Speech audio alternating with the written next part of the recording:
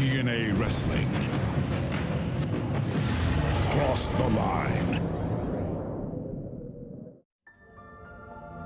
Since life first appeared on this small blue planet, our capacity to evolve, to unleash our greatest potential, is determined by deoxyribonucleic acid, or DNA. Morgan is here to make his time now! I am the very DNA of TNA. I am 7 feet, 330 pounds, without an ounce of fat on me. My name is going to be remembered in wrestling annals for years to come. Physically biggest American gladiator in the history of the show. I graduated college first in my class while playing 2 sports to boot. Matt Morgan has signed on to have his DNA sent to the International Space Station.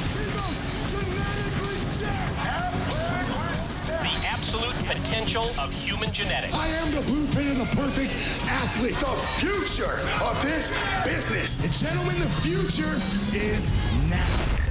Our DNA determines those species most likely to thrive. TNA. At Hard Justice, it's going to be the blueprint. Matt Morgan DNA. versus Olympic gold medalist Kurt Angle versus poor old Sting. Destiny spelled DNA. Now, Matt, one small last favor, and you're in the Mafia. The most genetically You can't mean to tell me the 13-time heavyweight champion, the Olympic gold medalist Kurt Angle, is actually suggesting that I help him retain his world title at Hard Justice, right? I'm not suggesting. I'm demanding. Nobody, and I mean nobody, demands anything out of the blueprint Matt Morgan. The most genetically jacked, athletically stacked. I'm walking out the new TNA World Heavyweight Champion.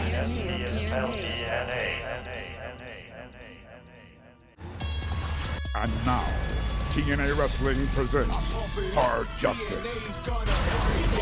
I guess money it ain't nothing cause I burn it down. Front to back TNA, watch it burn it down. Mommy drop it low, I love the way she turn around. We don't need no water, TNA's gonna burn it down. Tonight, live from Orlando, Florida, TNA presents Hard Justice, featuring 6 championship matches, including Kurt Angle versus Sting versus Matt Morgan, who will lead with the power, the control, and most importantly, the TNA World Heavyweight title.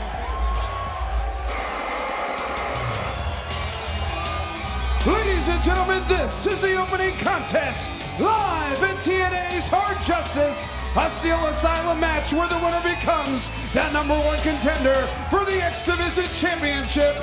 Introducing your first 2 participants, representing the Motor City Machine Guns, Chris Sabin and Alex Shelley.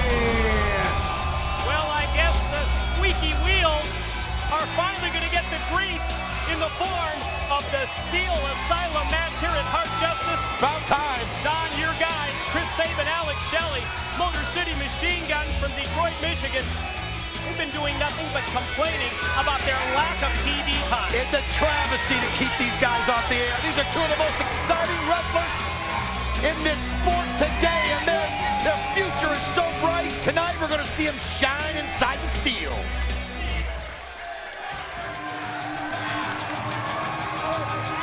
From Brooklyn, New York, Amazing Red! The former TNA X Division and World Tag Team Champion, Amazing Red. He may have an advantage in this match. Actually, his quickness, his speed, his agility, that may be the difference. That may enable him to make it up the cage and escape through the top, through the hole, and become the winner of the Steel Asylum and the #1 contender for the X Division title. I'll tell you something else, with his red hair and his red outfit, he kind of blends in. He might just kind of slide on up there and nobody will see him. The next participant from the City of Angels, Yost. In terms of the X Division, later tonight, here at Hard Justice, the new champion, Homicide, will defend against the Samoan submission machine, Samoa Joe, along with Taz. But the winner of this match, Steel Asylum, will go on next month on pay-per-view at No Surrender to get a shot at the winner winner later tonight. Representing the team of Lethal Consequences, Black Machismo, Jay Lethal, and Consequences Creed. I think it goes without saying, when you see the Motor City Machine Guns initially, and then this tag team of Lethal Consequences, looks to me like they're going to have quite an edge in this match because they've got somebody to watch their backs. Absolutely, and we know that Jay Lethal knows how to get through the top. Here's somebody that has actually won this event before, and that's going to be big here to have that experience because believe me, it's not easy. I've talked to all of these guys that have been in it so far, and the 2 times that we've done it, they say it's the most physically challenging thing ever in the X Division. I love that description. It's almost where the 6 sides of steel cage meets Ultimate X. It is. All in one package. Our next participant is Suicide!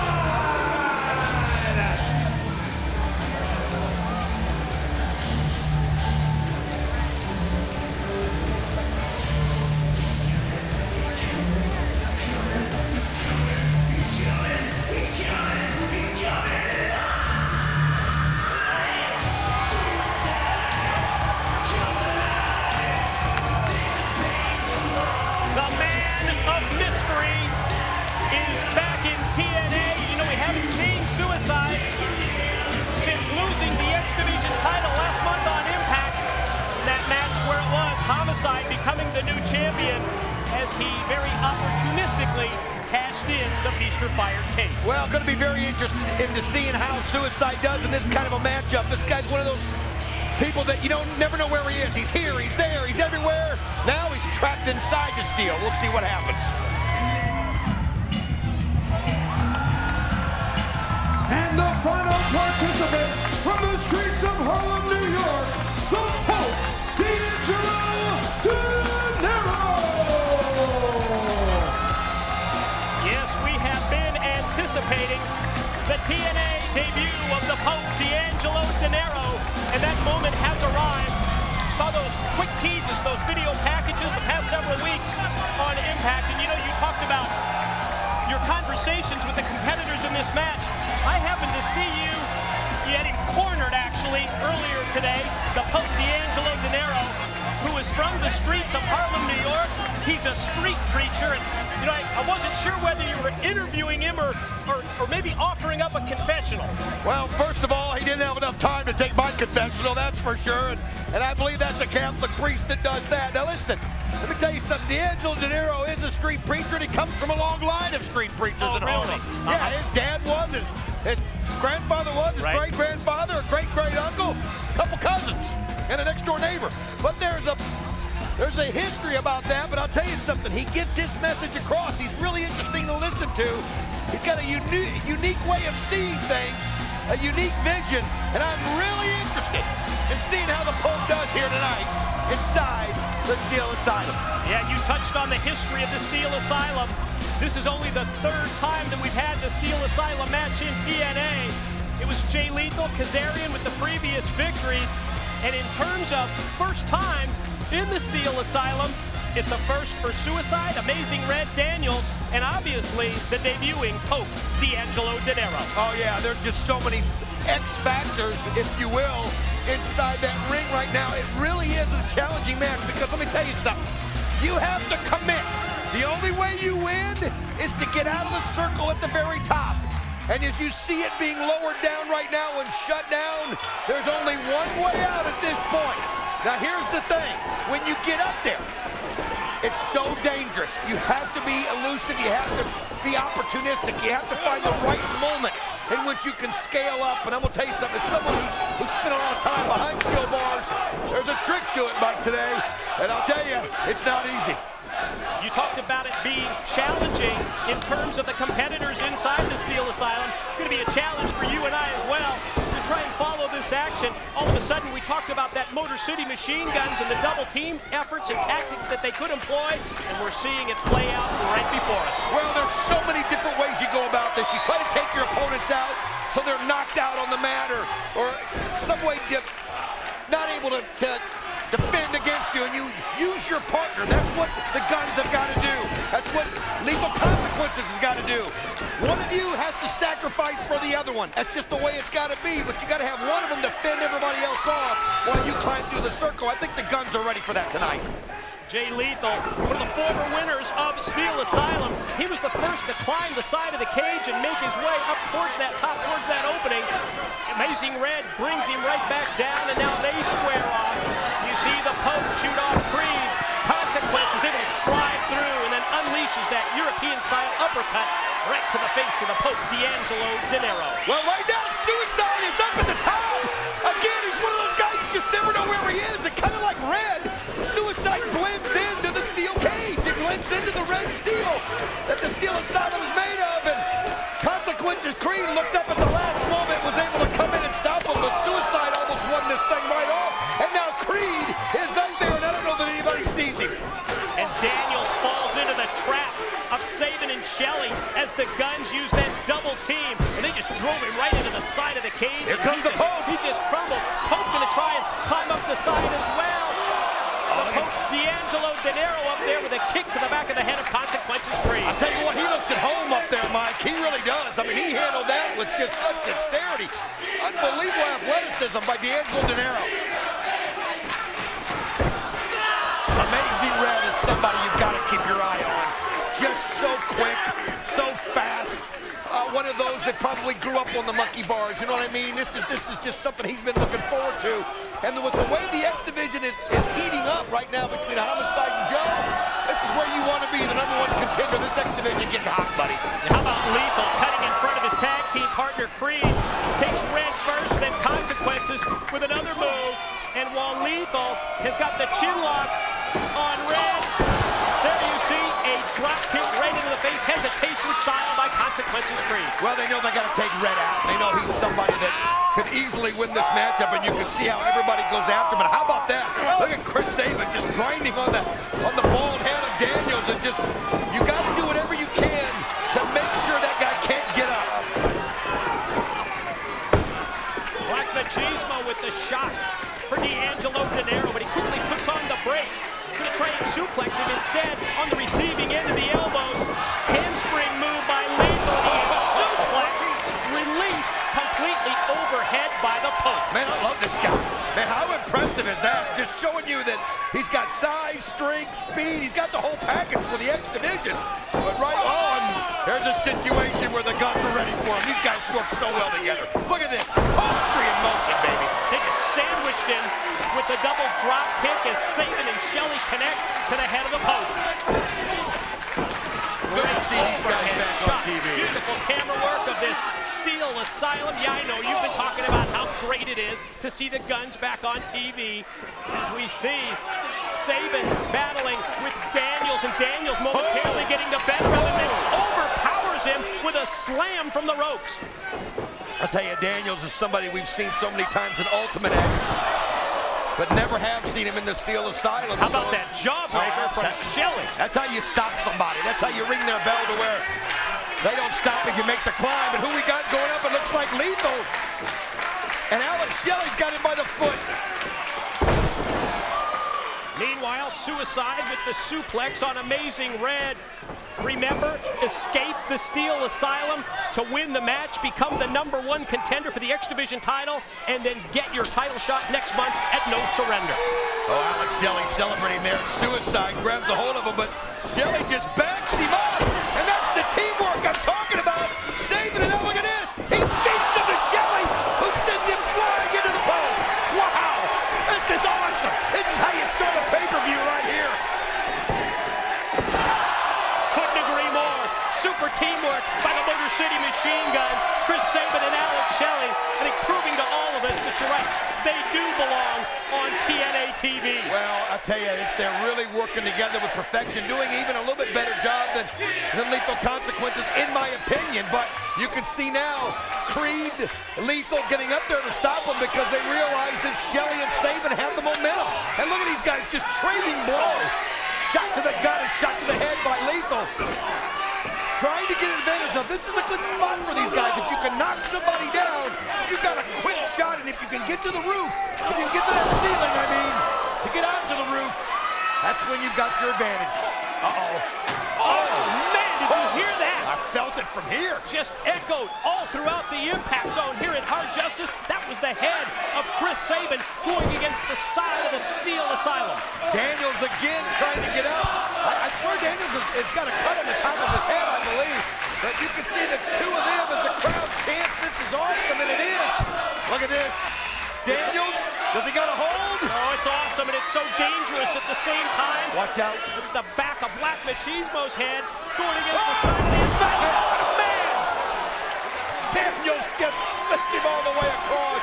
That's from the top rope. And now look at this. Daniels senses it. Nobody's there, but here comes the Pope as he just gives a wicked boot to Creed. And I gotta tell you, the Pope is so impressive how fast he gets up that cage. Daniels, Dinero battling on the top rope. Daniels getting the better of it here to the point that the Pope, D'Angelo Dinero, is backing up and then wisely drops down and Daniels, nothing but shit there. And he just got speared by Dinero. This is unreal. Suicide's got it. He's got an advantage. You gotta be quick. You can't hesitate if you're gonna make the move. I tell you, that's what's so dangerous about it. When you get close, that's when it becomes the most dangerous. That's when you get hurt. Nice drop kick by Suicide into Dinero. Oh, impactful move. Rocks the post. So does that kick by Red to Suicide, to the ropes. Up on his shoulders, Suicide has got Red in trouble. Well, that was a chance that Red took, and Suicide was prepared. Shelley going up, but again, you can't hesitate once you make the climb. You got to go up with lightning speed. But look at Sabin again. Oh, man. Yeah. Rock and roll. Holy, you know what? Lethal Consequences up towards the top. Shelley able to fight them off. He's going to go high risk. Cross body block took out both of them. Just, again, we're trying to call the out. Look at this. Another the Goats. The Goats are putting on a clinic on how you work together. The two tag teams, and what a history Lethal Consequences and the Motor City Machine Guns have had here in TNA. Those four square off in the Steel Asylum. Man, this is what the X Division is. This is what it's supposed to be. This is what you and I watched from the very beginning. I mean, it's just that rapid fire athleticism and that action. And they know that whoever's the X Division champ tonight, whether it's Homicide or Samoa Joe, they want to crack at him. How about Dinero and Daniels with identical moves, almost like mirror images right next to each other, and then they square off against each other. Daniels shot to the corner, quickly up to the top, elbow for Red, but D'Angelo, the Pope, Dinero's Look right at there. Suicide. Suicide kind of somehow sliding out of the way. Is he going to go for it? No. He's going to take him out at once. That's how you do it. Now Suicide, if he can get up. Oh, but it cost him too. Tower of Doom, powerbomb. Anybody that says these guys aren't giving 150% is not watching the same match I am. Look at the pain on their faces. You could just see the pain in D'Angelo Dinero's face. Oh, that was an incredible shot, close-up look, right inside the Steel Asylum. Creed and Shelley, and Creed with the elbow. Gonna come off the rope, Shelley slides out of the way. And that drop kick missed. I'll tell you what, have you noticed that Alex Shelley's not wearing gloves? Everybody else has gloves to protect their hands. Shelley's not, it's just a grip thing. He says he's got a better grip without him. I'll tell you what, that's crazy. To each his own. Shelley and Lethal, and at the same time, Sabin's got Creed. This is the wear-down process. You're not going to win the match directly by submission. No referee inside there to hear a submission or a tap, but it's that wear-down phase where you take the opponents out of it and then climb to the top and escape. Suicide springs off the ropes and connects with an elbow. Yeah, but you've got to get everybody down so that you can fly up there. Red and Suicide now just trading blows. Red, still we haven't seen him make that run. I still think that's going to happen. Nice spin kick by Red. He's somebody that's just so agile. It's unbelievable. But look at Suicide just beating him with pure power. Just grabbed him right around the head, around the neck, and like overpowered him. And speaking of power, how about the Pope on Suicide? Here comes Daniels. Nice knife edge chop there. Daniels is somebody that just brings that experience, and man, he's starting to get momentum and himself.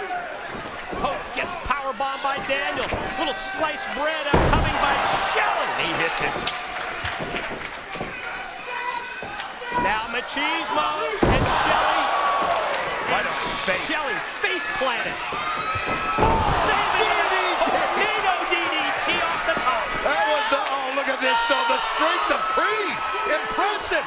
Right into the knees. Nice press slam. Takes him high into the air. And then midsection first, right across the knees. You said that Red still had fight in him, and there it is. Oh, wow. How about that? It's kind of like a Hurricane Rana DDT combo. Oh, now look at Red. This is his shot. This is his speed. His quickness. Can he get up there? Shot to be the #1 contender for the X Division title. A championship belt that Red has held in the past.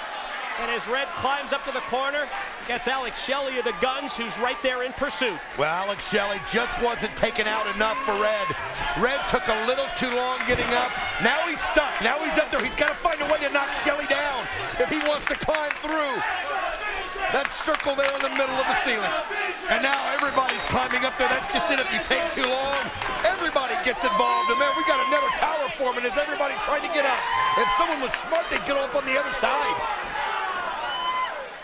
Red up there, he's the target, and he could be the one that takes it the worst here.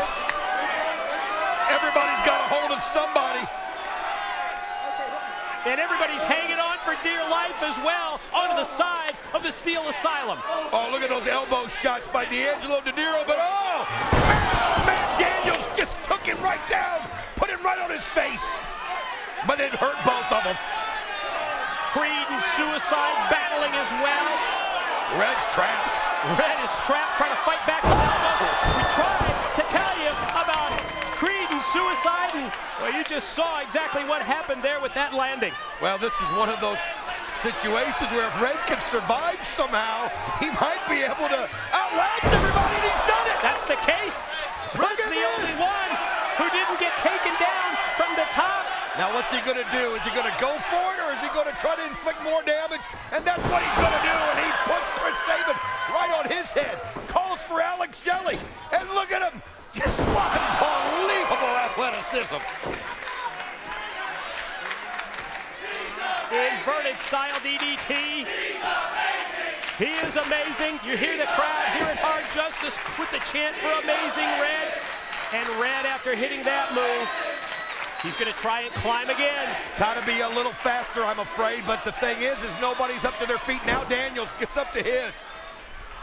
Daniels looking for that moment. Now look at Red. If he gets high enough, he might be able to get just ahead of Daniels' hands and hold on. It's also the angle is the key as you're climbing down, if you think about it. Look at both of them. Daniels was able to cut off that angle, make up the ground, and now he's close with Red. And this is where the danger aspect comes into. Oh my God! But look at this. Somehow Daniels is hanging by his leg, and now Suicide has it. As Daniels can't right himself, hanging there. And look at D'Angelo De Niro. Grabs him by the foot and pulls him down, but Suicide not to be denied. Oh, what a return by Suicide. He's coming alive tonight. With Daniels hanging from the top of the Steel Asylum. It looks like Suicide. He's got it. There it is. This is crazy. Headed towards the opening, towards the top. And the pump D'Angelo De Niro is right there. What's he gonna do? He's kicking him, trying to break him loose. He does. Oh my God. Suicide takes an incredible fall. Now can the Pope right himself? Can he get a hold of something? As you see Daniels still hanging. This has been unbelievable. Just when it looked like Suicide was going to escape the Steel Asylum. Oh, De Niro's hurt. De Niro's hurt his leg. The Pope D'Angelo De Niro was there to cut off Suicide, and to me, there was nothing really stopping. There was nothing stopping the Pope from going out the opening. I think almost in exchange for winning, he went right back to inflict more punishment on Suicide. Daniels is so close. Daniels is there. Just De Niro up through the opening. He's right on the verge of winning. He's done it. Here's your winner, able to hang there by his leg.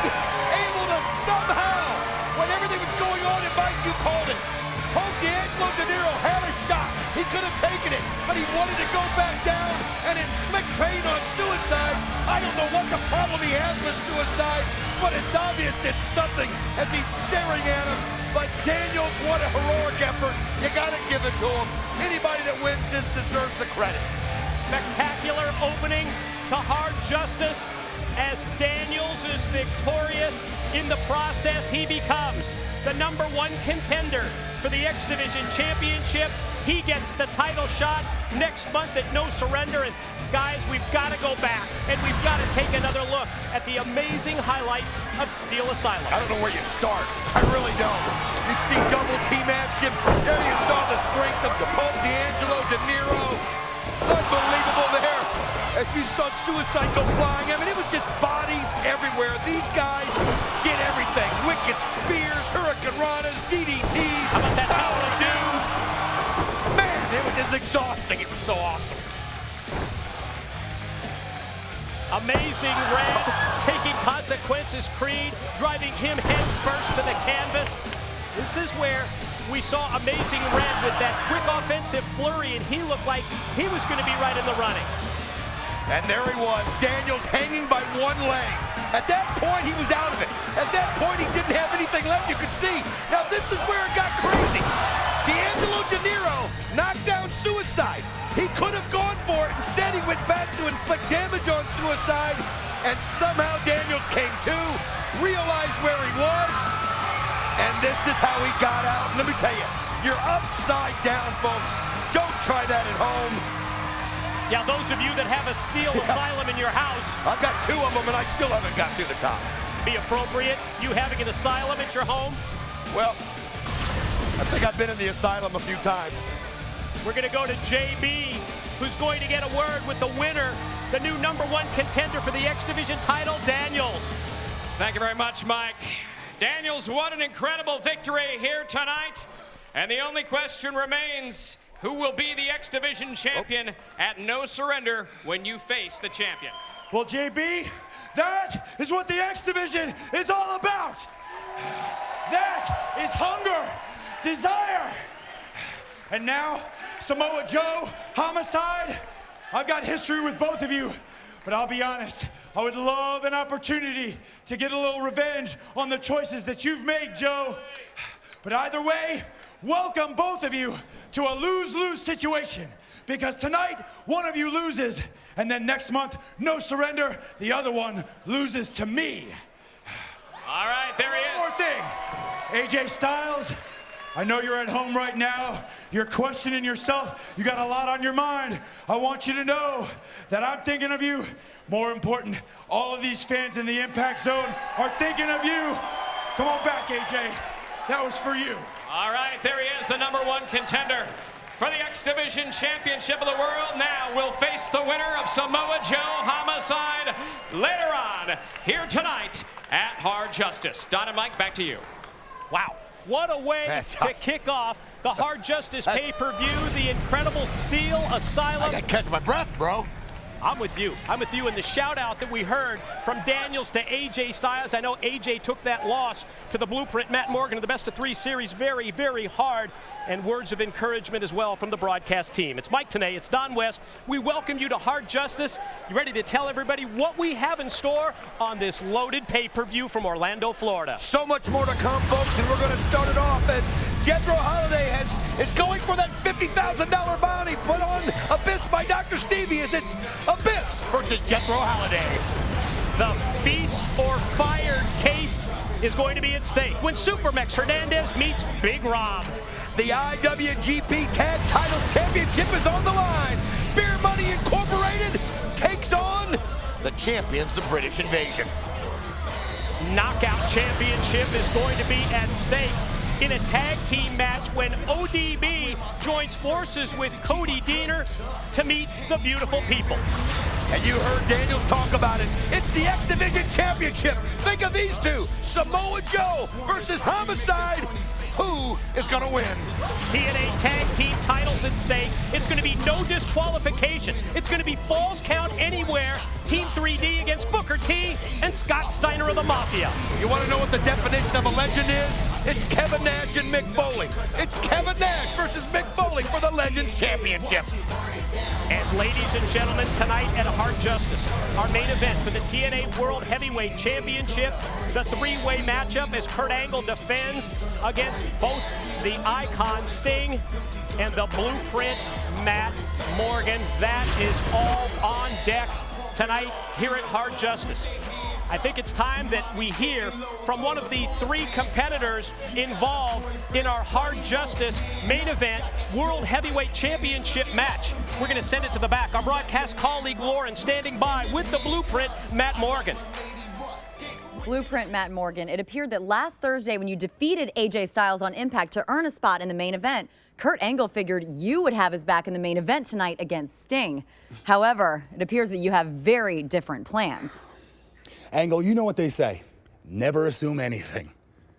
Nobody, and look at me, I mean nobody, controls the Blueprint Matt Morgan. And that includes you, Kurt. Now, Lauren, did I once want to be in the main event Mafia? Hell yeah! Who in the right mind wouldn't? But Kurt, it was you, my friend, who decided to jerk my chain for a week on end. And jerk me around and have me do all your little dirty work without even as much as one time, Kurt, reward me for any of those deeds. Well, tonight, I reward myself. Tonight, I reward myself with the TNA World Heavyweight Championship. And there ain't a damn thing you or anyone could say or do about it. Kurt, this is my destiny. And not even an Olympic gold medalist, nor a wrestling icon can stand in the way of greatness. Hi, Chris. It's me, friendly neighborhood therapist, Dr. Stevie. You thought you got rid of me? Little flesh wound? Chris, you want to be treated like an animal? Then be prepared, because you're going to be treated like an animal. Yes, very much. To anybody that wants it. $50,000. It's never over. Never over, Chris. Dr. Stevie puts the bounty on the head of Abyss. It's this whole $50,000 bounty thing with Dr. Stevie. I don't know who to trust. I don't know who my friends are. I don't know who's going to try and take advantage of this opportunity. To collect this bounty, it's not about pinning, Chris. It's not about getting the 1, 2, 3. It's about maiming Abyss. It's about hurting Abyss. It's about ending the monster Abyss. Why don't you finish me yourself, Dr. Stevie? Why don't you do your own dirty work? Because you're nothing but a worthless bitch. That's fine.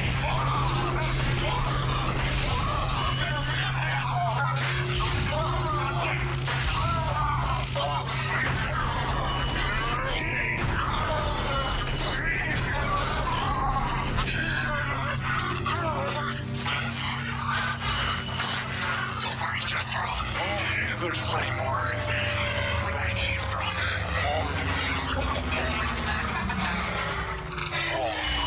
Who will claim the $50,000 bounty? The Monster Abyss takes on the outlaw Jethro Holiday.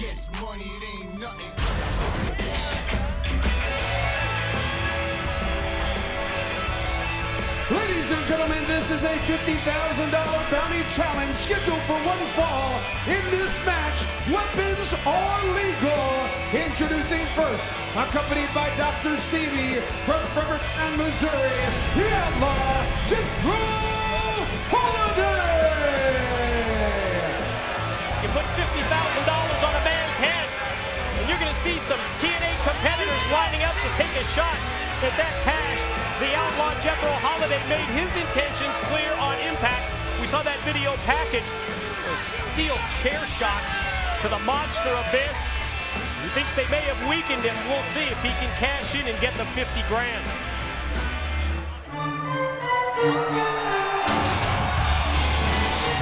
His opponent stands 6 feet 8 inches tall. He weighs 350 pounds.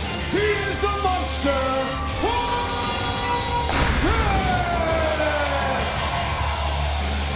For his $50,000, Dr. Stevie, he doesn't want a mere pinfall win. You heard him say he wants to see the Monster Abyss not only hurt, he wants to see him maimed, and he wants to see his career ended. Well, I'm going to be honest with you. If it wasn't for a clause in my contract that says I'm not allowed to participate in these kind of things, I would have taken the $50,000 bounty and went out there and dealt with it. Believe me, I've had issues with Abyss for a long time and wanted to take it out on him. But the bottom line is this: that's a lot of motivation, which is where I'm getting to with that. And $50,000 will make you put up with a lot of pain and do a lot of things. I mean, who among us hadn't said, hey, we wouldn't take a shot from Mike Tyson in the ring for the payday that Michael Spinks got? You know what I mean? Who among us? Speak for yourself. Well, that's right. I don't quite have the money you got, so maybe I'll look at it differently. The Holiday, the shoulder blocks and the chops, laying him in there, and you can just hear it all throughout the impact. So laying him in even harder with each shot. And Abyss just keeps coming right back at him. Dropped him dead in his tracks. Holiday down, and you see the concerned look on the face of the man putting up the $50,000 bounty, Dr. Stevie. And he's just trying to help Abyss. That's what it's all been about from the beginning. Oh, sure. I mean, Abyss just doesn't seem to get it. And I hate that Dr. Stevie had to put up his own money, but because he does such good work with patients that he's got money, he can do this. But again, if all of this is for Abyss's own good. Contest spills out to the arena floor where Holiday is sent directly into the steel guardrail, and you know that the Monster Abyss, he's going to use anything outside the ring that he can use as a weapon here against Holiday. Well, they're legal, so if they want to, that's what you do. God. You duck just in time, and he put his fist right into that ring post, and now Jethro Holiday has an advantage, and you can see it. I mean, this Jethro Holiday's a fighter. You can just look at him. I mean, he doesn't take anything from anybody, and what a shot. As Abyss's knee or something hit those steel steps. You gotta like the way Holiday's going about his business here. All of a sudden, you can see the dollar signs in the eyes of the outlaw Jethro Holiday, stalking the monster, rolling Abyss back inside the six-sided ring, and he's right on it. Here he comes from the middle rope.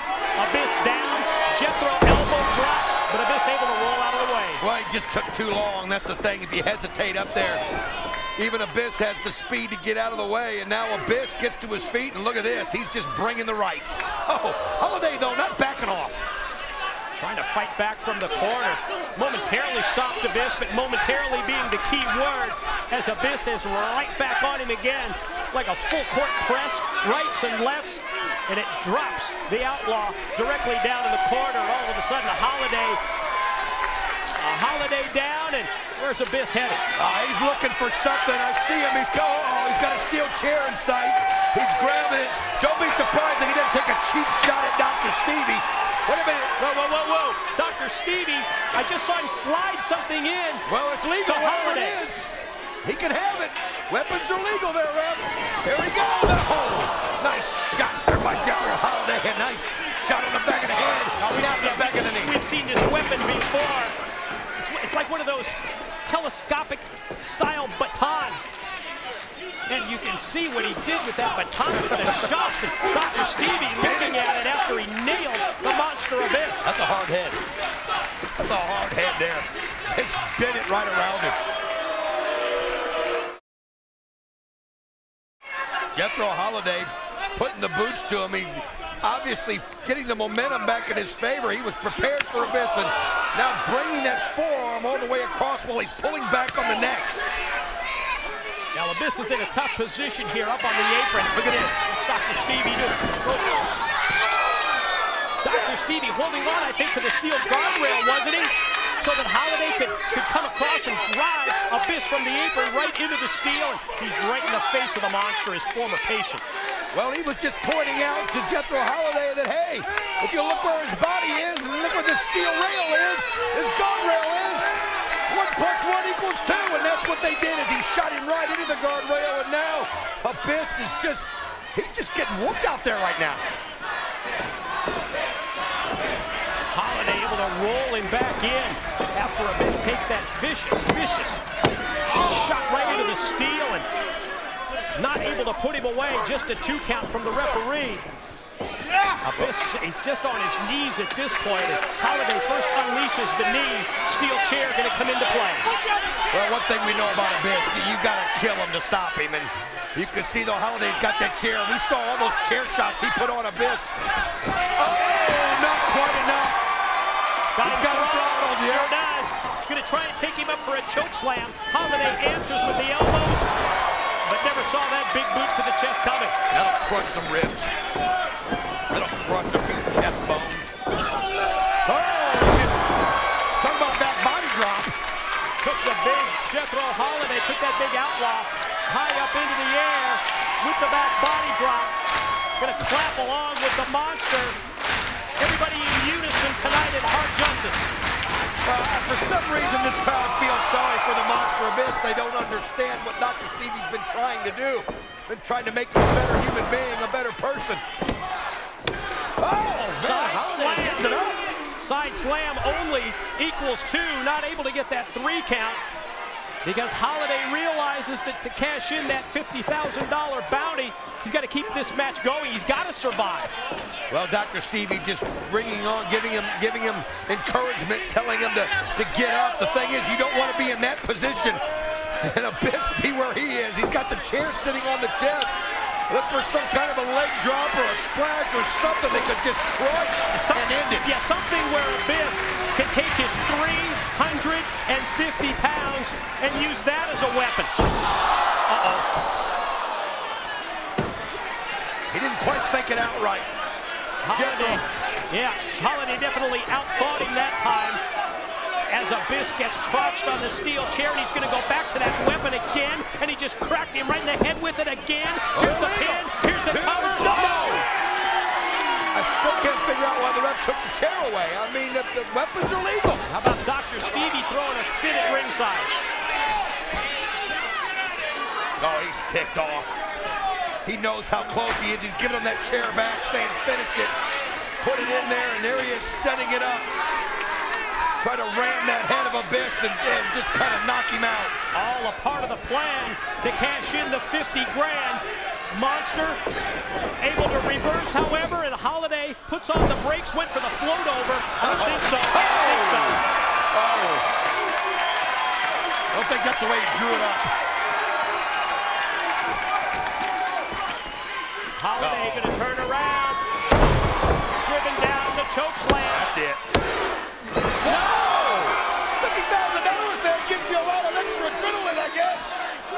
That extra incentive, adrenaline, as Don says, when it comes to cashing in the 50 grand, that may have been the difference as Holiday gets the shoulder up. I thought he was done. I thought it was over after the head shot into the chair, and then that choke slam. I thought it was all over, but Abyss not able to finish him off. And that's got to be getting into the head of the monster a little bit. What has he got to do? I mean, it has to at this point in the match. You hit him with big power moves like that, not able to put him away as Abyss goes to the ropes. Oh, don't put your hands on He sees Dr. Stevie, drags him up to the apron. That enables Holiday to hit the Bulldog. Well, drove him down head first to the canvas. That's his own fault, Mike. He shouldn't have went after Dr. Stevie. I think those are brass nuts that Dr. Stevie just passed into the outlaw Jethro Holiday. Well, why wouldn't they be? I mean, that's what you need to bring in. The weapons are going to be legal. Well, if your idea is to hurt, maim, and end somebody's career, you might as well use the brass nuts. Abyss slow to get up in the corner.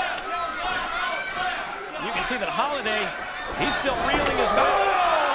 Black hole slam equals 1, 2, 3. Wow. Here's your winner, the Monster. Now that's the black hole slam there, buddy. Yowza. I thought he was going to put him through the mat. Black hole slam for the Monster. Abyss provides the victory tonight in Hard Justice, and outlaw Jethro Holiday not going to cash in the $50,000 bounty from Dr. Stevie. Well, that's what I was going to say. At least Dr. Stevie has a bright side. His bank account's a little better off. But he's irate. Yeah, you're the only one that thinks that's good for Dr. Stevie, that he still got the 50 grand. Well, these times, I'm just, I'm a silver lining kind of guy. Always looking for it. Yeah, you always have been. Mr. Optimist, haven't you? Well, I wouldn't want to be Jethro Holiday here. Yeah, he's getting the verbal berating. And you see Dr. Stevie just calls him even closer so he can get right in his face. And he's just trying to help him for future endeavors. Oh, okay. Maybe you should be charging him for this. That might just cost him an additional $50,000. Even the Monster Abyss loves what he sees from the outlaw Jethro Holiday, who gets in the last word with that big shot on Dr. Stevie. Earlier we heard from the Blueprint Matt Morgan. Now it's time to hear from the Olympic gold medalist JB with Kurt Angle. I am here in the locker room of the main event Mafia with the TNA World Heavyweight Champion Kurt Angle. Kurt, we heard from Matt Morgan minutes ago. He made it very clear tonight's matchup with you defending the World Heavyweight Championship against Sting and Matt Morgan will indeed be a three-way matchup where every man will be fighting for himself. You think, JB? I think otherwise. You see, Matt's words don't surprise me. Matt's actions don't surprise me. I mean, he's young, and he doesn't think before he speaks. You see, for weeks and weeks, Matt Morgan has been stating how badly he wants to be in the main event Mafia. Well, tonight, he'll have a chance. You see, right now, Matt's hopping with emotion. He's young. He's going to be like that. He's going to be a little green, if you know what I mean. But by the end of the night, I'm going to have a little talk with him, and he will be thinking differently.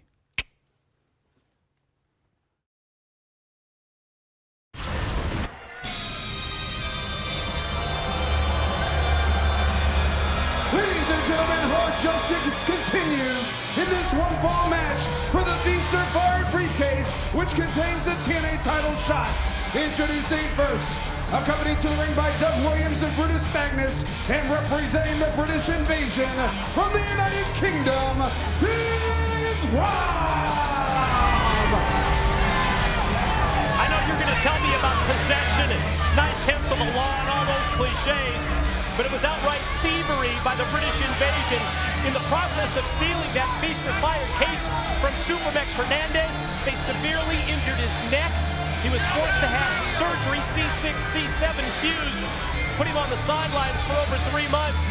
It's his opportunity to not only gain revenge against the British invasion tonight, but in the process, to get back that Feaster Fired case. He's got a shot for the TNA World Heavyweight title in it. I believe it's still there. His opponent from Houston, Texas,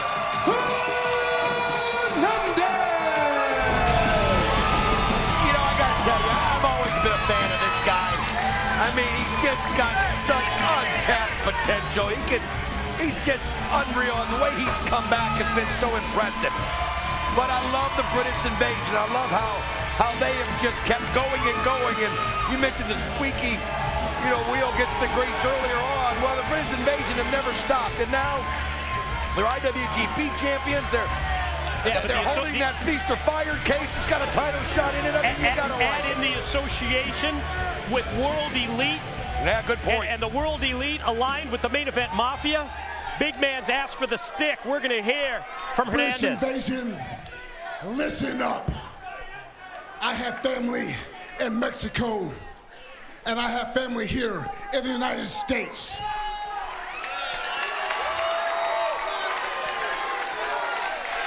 That makes me a Latino American. These people here are my family. And the Impact Zone is my house. When you three stole my briefcase, it's just like you coming into my house and stealing straight from my family. So tonight, there will be no wrestling match. You have two choices. You can come in this ring, bring me my briefcase, and walk out. Or I can take my briefcase and walk out of here on top of all three of you.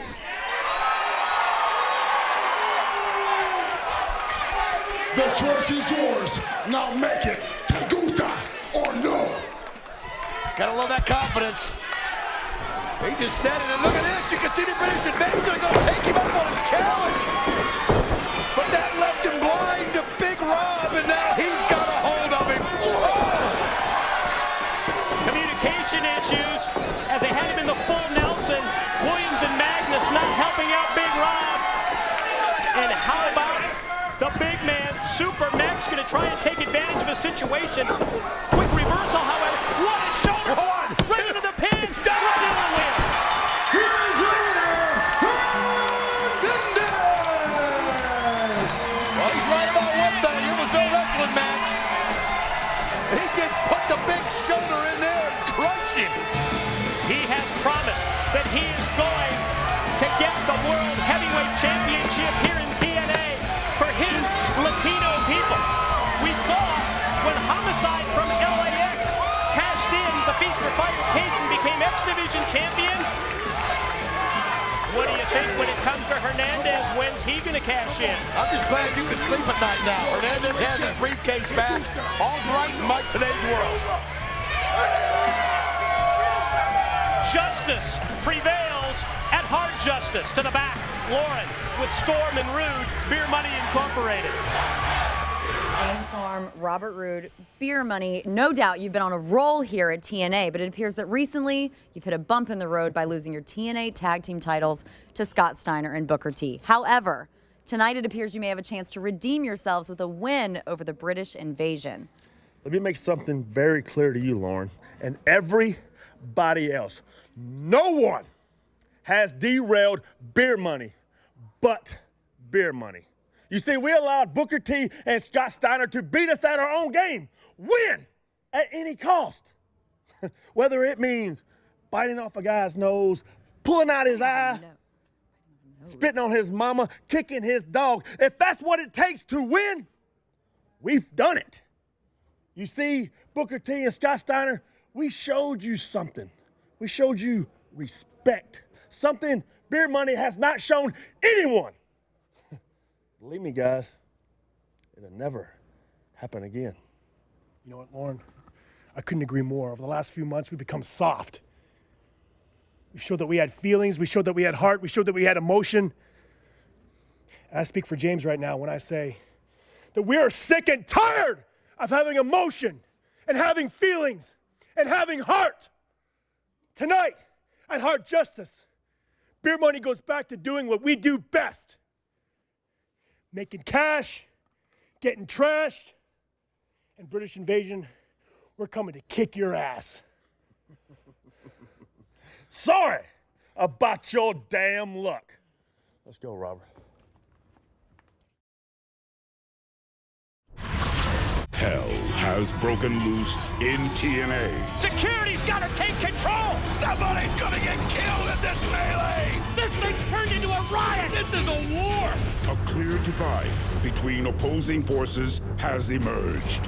The British Invasion, self-serving and hungry for power, have aligned themselves with Eric Young, Kiyoshi, and Sheikh Abdul Bashir to form the World Elite. Now, the World Elite, we're gonna start taking back from America. The violence begins. Standing in their way is Beer Money Incorporated, a hard-nosed tag team who knows how to get the job done. Can James Storm and Robert Roode stop the British Invasion's hostile takeover of the tag team division? Or will they succumb to the rising power of the World Elite? I'm not gonna stand for it. I'll be damned if you're gonna dictate my future. Beer Money Inc. faces the British Invasion for the IWGP World Tag Team Championship. Ladies and gentlemen, no less than 6 championship matches tonight at Hard Justice. IWGP Tag Team titles on the line in this next matchup. We're going to break it down with the taglines. Here's the bullet points. The British tag team of Doug Williams and Brutus Magnus first invaded TNA, then associated with the World Elite to gain strength in numbers. recently on Impact. British Invasion knocked off Team 3D to win the internationally recognized New Japan Tag Titles. Tonight, they put him at stake for the first time. Former three-time TNA World Tag Team Champions James Storm, Robert Roode, they need a victory tonight at Hard Justice to regain their championship status. A win tonight puts Beer Money right back on the tag team title map.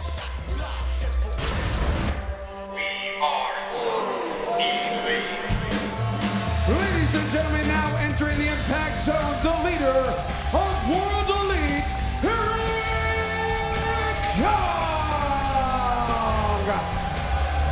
What an honor that we're going to have here, Professor, as the leader of World Elite, a man that so many people have made fun of through the course of the years. Well, they're not laughing now, because this guy has shown us how serious he is, how serious he wants to be, and what a leader he's become. And then to combine forces with the main event Mafia, Eric Young, and look at this man coming in dressed sharp. That's what the leader of World Elite is supposed to look like.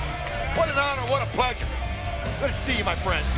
Eric Young, the leader of World Elite, to join us here at the broadcast table as our guest commentator for the IWGP Tag Team Championship matchup, and World Elite really taking TNA by storm.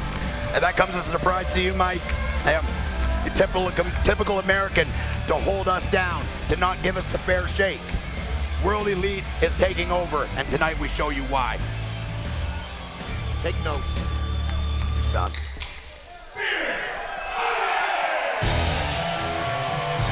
Ladies and gentlemen, the following contest is for the IWGP Tag Team Championship.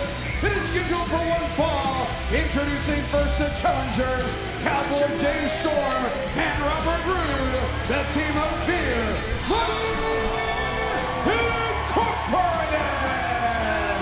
We have a lot of ground to cover with the leader of World Elite, Eric Young, but we also want to get your comments on the match itself, the competitors involved, and you're pretty familiar with Beer Money Incorporated, the challengers tonight here at Hard Justice.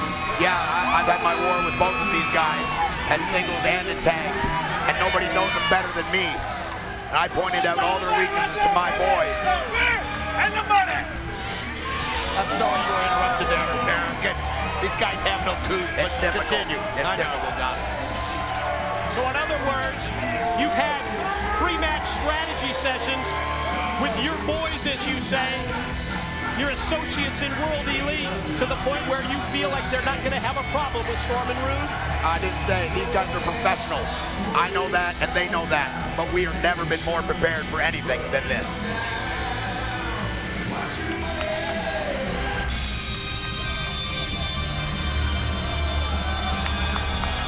New opponents representing World Elite. They're the IWGP World Tag Team Champions from the United Kingdom, Doug Williams and Brutus Magnus, the British Invasion. When I think of World Elite, I think of the British Invasion, Sheik Abdul-Bashir, Kiyoshi, yourself. But the first thing really that comes to mind when I think of World Elite, the impact that you had recently right here in this building when an absolute all-out riot broke loose. Yeah, you know, obviously a big part of that, and we're going to be a big part of everything. Mike, a big part of everything, Don. You travel the world, you know that we're huge wherever we go. It was a brilliant move. It was brilliant strategy. Bring in the main event Mafia, work together, because, you know, everybody's been against them. Everybody's been against you. And all we're saying is, hey, you don't got to agree with everything, but, you know, you have a voice. And people are so stereotypical in this world. They're always judging by where you're from, not what you're about. I've always liked you, Don. I know, buddy. You and I, eye-to-eye, baby. Eye-to-eye, for sure. You guys want me maybe to head to the back for a little bit of a break while you continue your love fest out here at the broadcast table? I wouldn't be opposed to that, Mike. I bet you wouldn't. You look sharp, Eric. Thanks, Don. Why want to tell Mike where you shop? He can't afford it. Going to take back from America. That has been the game plan of World Elite. But I have to admit, when I saw you And the Olympic gold medalist, the TNA World Heavyweight Champion, Kurt Angle, emerging from the back of that limo. You could just tell from that one shot that kicked off a recent Impact broadcast that things were about to change and change big here in TNA. No doubt, he's a brilliant man. He's the greatest pro wrestler to ever live. And he made a smart decision. You know what I thought was the brilliance of it was the World Elite needed a voice. I mean, they needed somebody that knows how things are done here in TNA. Who better than you? Who, like we've talked about so many times, they'd had you do all kinds of things. They had you jumping through all kinds of hoops, whatever it did to please them. And then now they have to take you serious, and who better than you to lead this faction? That's right, Don. They're jumping through the hoops now. Well, you think about it, the days of Showtime Eric Young. It's a 180-degree difference as we see Storm try and slide through and sort of grazed him that time as he took Magnus down. I'm not drops down worried. the top rope, and Doug Williams goes flying out to the floor. Beer Money, Rude gonna use Storm and take him up and elevate him right onto both of the Brits. This is not ideal, but they'll bounce back.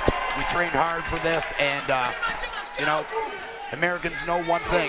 It's about money. And the pound isn't what it used to be, guys. We need the winner's share of the purse. It's not how you drive, it's how you ride. You knew that these guys were going to come out fired up, going to give you some lumps. That's the thing about it. You just persevere and get through it. That's what British Invasion's been all about since they've been out here. Preparation, Don. Preparation is job one. Quickly shot off into the ropes, but Magnus able to put on the brakes. Ends up as Rude drives him down, and then it takes a shot at Doug Williams on the apron as well. Magnus fired across the back body drop by Rude, that attempt. That came back to haunt him big time. And Doug Williams springing off the ropes and uncorking that European uppercut. Different style by the British Invasion, but you have to appreciate it. You have to, and you have to respect them. No one applies the European uppercut like Doug Williams. Nobody in the world. He's so unique in the ring. He's so hard to prepare for. He's just so different. He's like a brawler.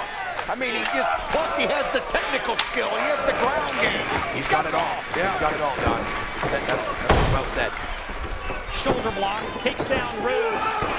But that time Williams ran right into first the Rude elbow. Then the running clothesline. Magnus knocked down to the floor, and he turns things over to the Tennessee Cowboy. Little Beer Money double team. Come on, ref, you got to get a guy out. See, this is exactly what I'm talking about. Yeah, they don't call it the same way. I mean, that's obvious. Way past the 5 count. I'm at least 25. Storm punctuates the offense with a knee drop right into the pin. Referee Slick Johnson down for the count, but only 2. And Williams back up to his feet, and he just rocked Storm that time with that forearm shot right into the face. Cowboy leaves his feet to connect with the double clothesline, takes down both of the Brits, and now it's broken down with all 4 competitors in the 6-sided ring. Williams hung up in the corner. There goes Magnus straight into his partner. Tough situation here, but Beer Money Incorporated, where they have a chance to finish him off, they want to pause and hesitate and feed off the crowd. Big mistake. You don't give anybody a second chance. That's right, Don. Especially some guys like the British Invasion. What do you call that, Don? I call it posturing. I call it trying to be funny. I call it an illegal move. I call it an illegal move, Mike. I call it obscene. I don't even think they tagged. IWGP New Japan Tag Team titles at stake, and it has broken down now into a situation where everybody's fighting outside the ring. Williams tossed back in by Storm. Typical American referees let it completely slide towards Beer Money's advantage. Double teaming, using the outside, illegal tactics. This is nonsense. Look at Doug Williams though. You just almost got to put him out of his misery to stop him. One word, preparation. We've been working on that all week. We knew that we could isolate James Storm. He was the weaker link of the 2, and this is exactly what they're doing. Got to ask you about the future of World Elite. Anything that you can say potentially in terms of adding new members? Mike, I can say this. There's a couple really big prospects here in TNA, and I've got my eye, and they know who they are. We let them know, and we're in negotiations with them right now. We'll keep you posted. Why don't you just sit back and watch? It's called a need-to-know basis, Mike TNA. You don't need to know. Exactly, Don. Well said again. You know, everybody's impatient. Gotta have answers now. Yeah. Blatant double team by the British Invasion. Come on, referee. That's unreal. Maybe come on, referee. They have five. To the one. They have the 5. I was only at 2 or 3 there. They have plenty of time. Tell you what, though, the good thing is with your history with Robert Roode, you were able to really help these guys. You talked about preparation. I mean, who knows Robert Roode better than you? You know what I mean? Nobody. Not even himself, Don. He's not as intelligent as me, and he never was. Oh, that was obvious. Just have a conversation. Exactly. Legal man now is Magnus receiving the tag. You see how they tag? You see how they legally tagged in and out? I see how they exploit that 5 count to perfection, that's for sure. And a little bit more than 5 at this point, but big knee shot that time by Williams. Yeah, Magnus, you're legal. Rolls back in, goes for the pin. No, just 2. Almost had him there. That's it. How wise is that? Is that an idea there where you're slapping Storm in the head just to try and get him even further out of his game? It's just to keep him in his place, Mike, and we're going to be doing that a lot. We're going to be doing that a lot. Magnus bad-mouthing the Cowboy, paintbrushing him. Whoa! Not ideal, but I know they've got a strategy for this. Didn't have an answer for that kick out of the corner. May have been one slap too many. Storm going to try and regroup, make his way over, tag in the French, Robert Roode. Series of big-time clotheslines on Williams. Directed off into the ropes and then tossed high overhead. Here comes Magnus up. Inverted atomic drop for Brutus, as well as a big right hand. But still, though, they're taking the best that Robert Roode can give them. That's what's so impressive. I mean, Robert Roode's dealing right now, and these guys just still somehow get back up on their feet. Here we go. Snaps the neck, right into the pin. Magnus ends up dropping the elbow on his own partner, Williams. Gotta get on the same page here, guys. Well, but that's what makes a team great. When you get off page, you find a way to get back on it. You may suffer a little bit, you may take some hard knocks, but you find a way to get yourself right. Bear money. They need to do it soon. Go for the double team, and there it is, the 9, suplex. 10, 11, still both men in the ring. This is impossible. Oh, yeah. Go ahead and waste time, boys. Well, they use that crowd reaction to fire up even more as they take Doug Williams up. Oh, he gets drilled, powered right down. Roode the cover. Here comes Magnus from behind to make the save. I'll tell you what, though, I noticed Eric Young not even sweating. I'm not even worried. I don't know. This is not ideal, guys. This is not. Maybe a little worried. What do you mean? Not worried. He just picked up, Eric Young did, one of the IWGP Tag Team title belts. Off the table, slides it into the ring, right at the feet of Storm. Just as they were going for the double team. Whoa, whoa, whoa! Behind the back of the referee. And 2. He's done it! Here are your winners and still IWGP Tag Team Champions, the British Invasion! Unbelievable! It looked like things were going terrible for him, and they were able to find a way to get a victory, and it was Eric Young coming out and giving him encouragement, Mike. And Eric Young is stuck right in between Storm and Roode now. They're going to keep their eyes on the bridge behind them. He begs off.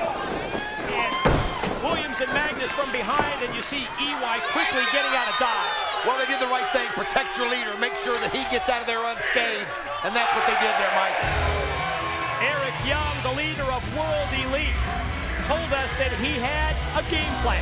He had a strategy for beer money, and we saw it unfold, and we're going to see it one more time as we take a look.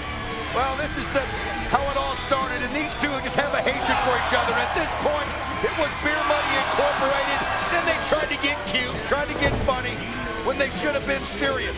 British Invasion, but this is where you saw it, the double team, the teamwork there by the British Invasion, and they retained those titles. They happened to miss the low blow as well while you were calling that, all a part of the package that enables Doug Williams, Brutus Magnus, the British Invasion to remain IWGP New Japan Tag Team Champions.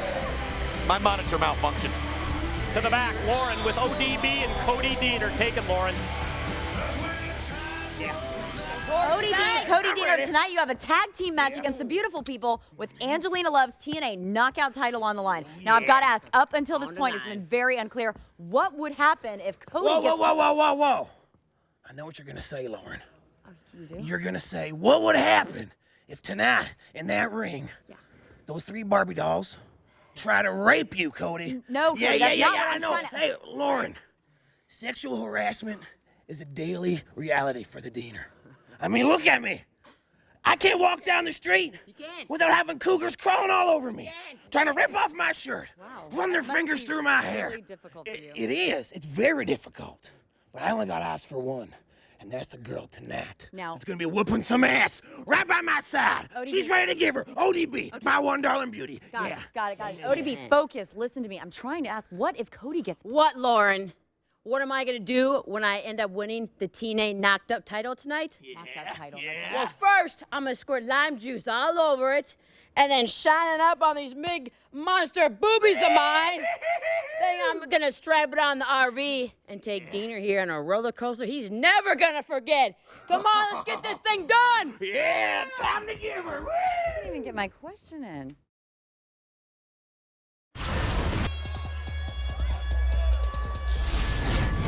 No, Lauren, you did not get your question answered from ODB and Cody Deaner in anticipation of the Women's Knockout Championship matchup, and we're going to go to the Knockouts tail of the tape.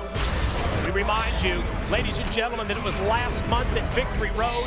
TNA official Slick Johnson admitted he blew the call. Angelina Love defeats Tara to win the Knockout title.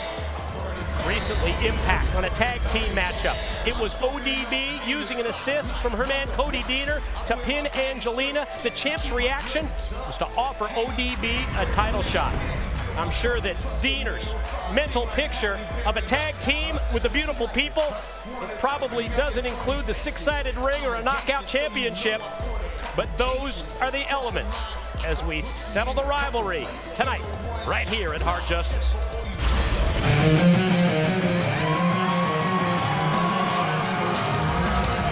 Ladies and gentlemen, the following is a tag team contest for the TNA Knockout Championship, scheduled for one fall. Introducing team number 1, challenger from Minneapolis, Minnesota, ODB.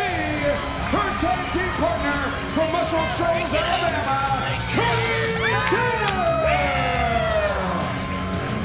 I'll be honest, Mike, I'm still trying to figure out what this is all about. It just seems so unfair that ODB gets to bring out Cody Deaner to help her try to get that knockout championship.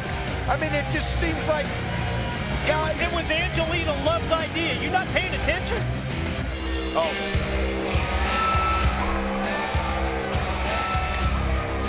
And their opponents, accompanied by Madison Rain and representing the beautiful people, Velvet Sky and TNA Knockout Champion, Angelina Love. Well, here's your girls.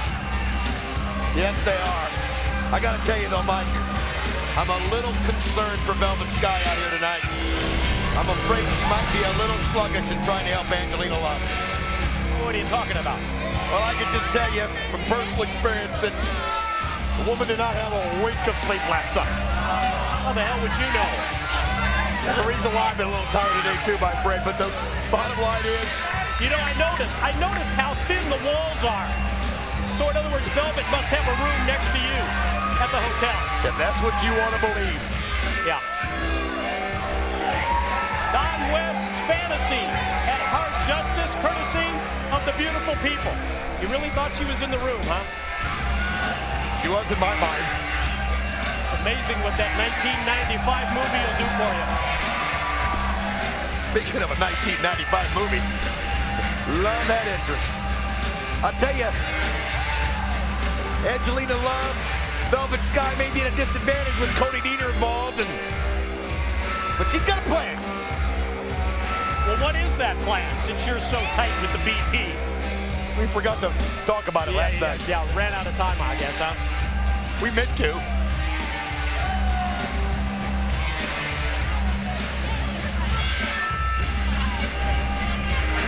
TNA Knockout Championship.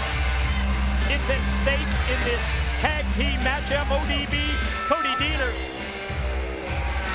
to face Angelina and Velvet. Of course, Madison Rayne. Well, wherever you see Angelina and Velvet, you're going to see Madison. She's going to be positioned down at ringside for this match. Something tells me that referee Jamie Tucker's going to have his hands full.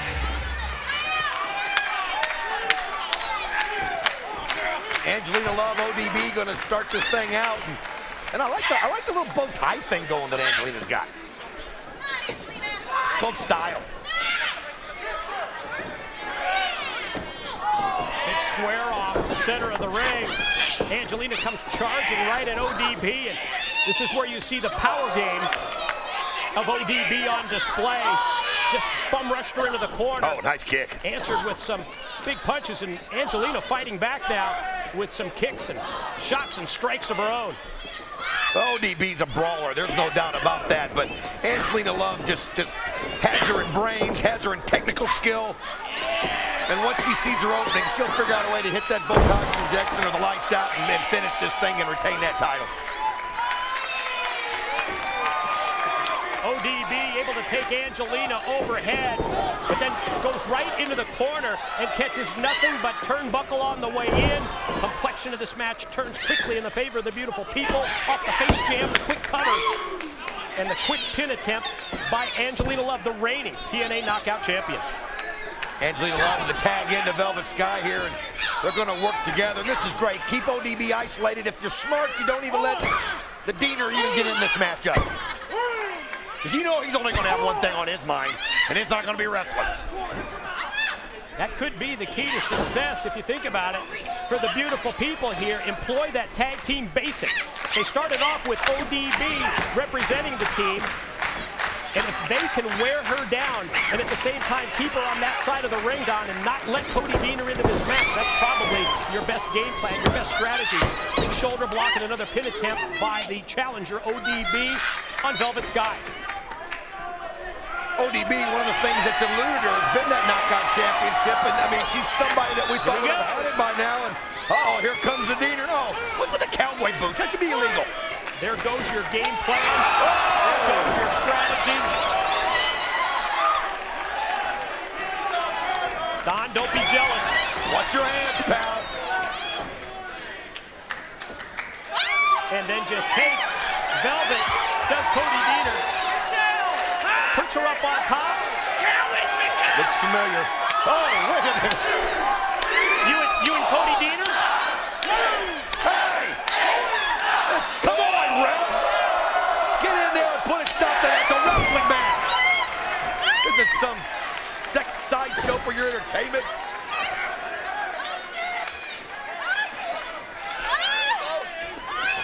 Well, your girl Velvet in trouble before she's able to escape and quickly get across and tag in Angelina, who gets caught with a big shot, a big boot from ODB.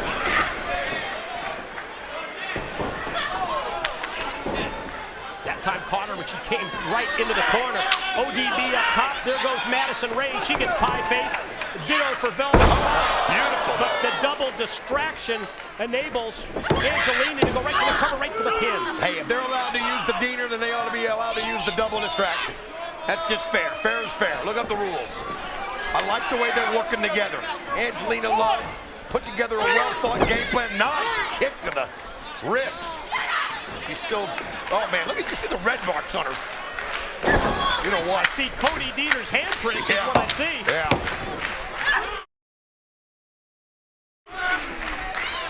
Arrested. Beautiful people continue with the control of this matchup. And all of a sudden, ODB, if you can get it together here, I was going to ask you about ODB possibly having second thoughts.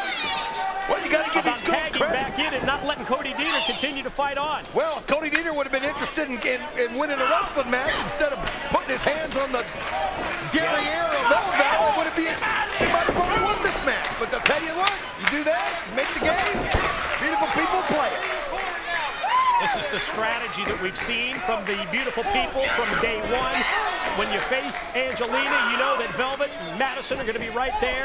Snapmare takeover, kick to the back, and then the basement drop kick right on target. Oh, that was close. Angelina Love, I thought had the pin, and again, she's brawling right with her, not intimidated at all by ODB. You know, people don't give Angelina Love credit for the talent that she has. They never have. Everybody talks about Kong, or Tara, or this person, or that person. I'm telling you, she's the knockout champion, Mike, today.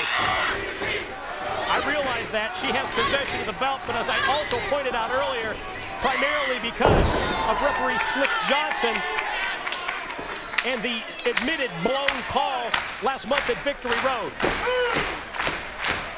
Looks like the Diener is ready to give her. Waiting for the tag. ODB trying to get over to the far side, but before she can, you see that Velvet's in. Couldn't hold it, but now the tag is there right in front of the referee, no question about it. All right, come on, ref. Make this is just hard to watch. Oh! Whoa! I like that little hit and run by the Diener. Oh, there's a good one. Someone unhook my headset here. Angelina gonna get involved now. Why not? Oh, this is ridiculous!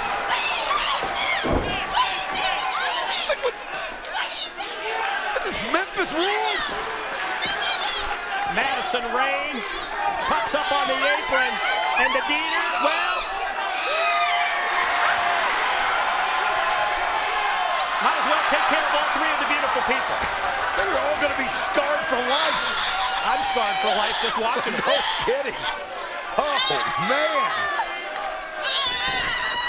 Drop toe hold, takes down Velvet Sky right into the ropes. Somebody put a stop to this pervert.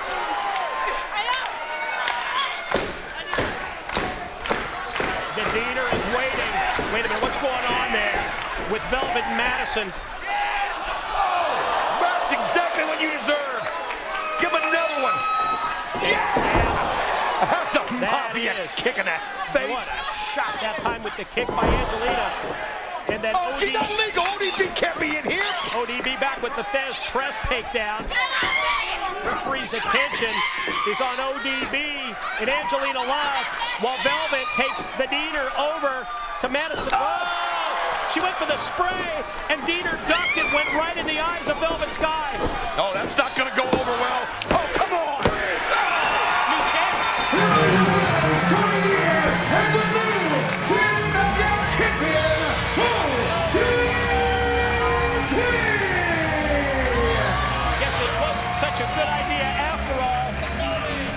When Angelina Love threw out the challenge to put her knockout title on the line in this tag team match. Well, they came out here to wrestle. They didn't come out here to have to defend against those sexual advances. I mean, there's going to be a sexual harassment charge. There's going to be a sexual assault charge. This guy's going to go to jail for a long time once the videotape of this gets seen, but that's the only way they could have done it. But Cody Diener, and again, ODB couldn't pin Angelina Love. It was Cody Diener pinning Velvet so that ODB can get the title. You said it earlier. ODB with a victory could become TNA Knockout Champion for the first time, and that's what she has accomplished. At the same time, that look on the face of Madison Rayne tells me that she knows that she screwed up. Oh, she's in trouble, and I'm going to tell you something there. What in the world? What, Cody Diener? What? Does he want to be the Knockout Champion? He took the belt right away for his one darling beauty, ODB. Wait a minute, he's taking the belt. He feels that he got the pin, it's his. And ODB is pissed off. Cody Diener, so proud of his accomplishment, getting the pin that he's taken possession of the knockout title. And now I think that Angelina is, I think, getting an explanation here from Velvet as to what happened. Well, Velvet's explaining that Look at her point the finger of blame at Madison. Well, it was her fault. It was all her fault, 100% her fault. Look, Angelina Love is ticked off. Velvet, she's no longer the knockout champion. That reality has just set in. Well, the newest member of the Beautiful People is the reason. You can see Velvet trying to explain it. She sprayed it right in her beautiful face, Angelina. If you look, you can see it. All I'm seeing is her ratting out Madison Rayne. Well, he sprayed the wrong person, Mike. Yeah, you.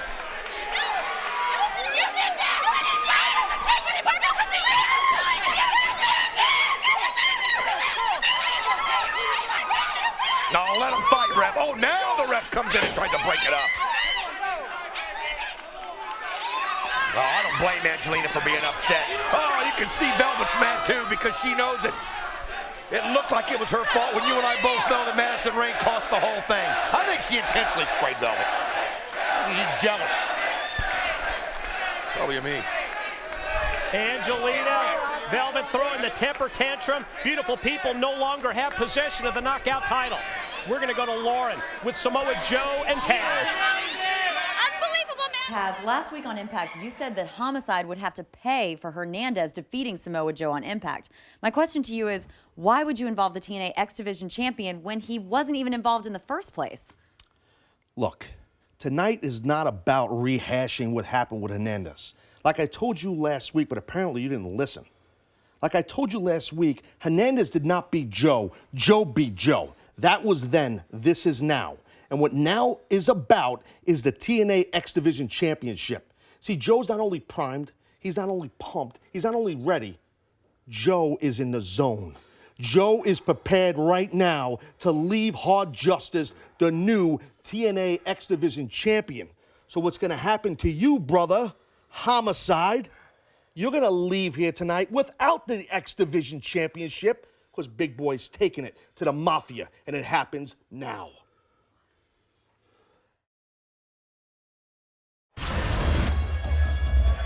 The string of title matches continues at Hard Justice here in Orlando.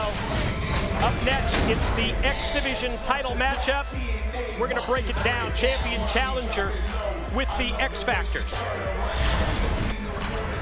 When Taz emerged last month as Samoa Joe's mystery advisor, the Nation of Violence game plan, it became crystal clear.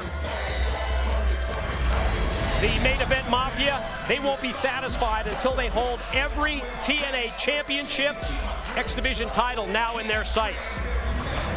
It was Homicide who cashed in the Feast or Fired case, the opportunistic victory, the win over Suicide. But tonight's title defense, going to be a stiff test. Homicide to square off against a former three-time X Division champion in the challenger Samoa Joe.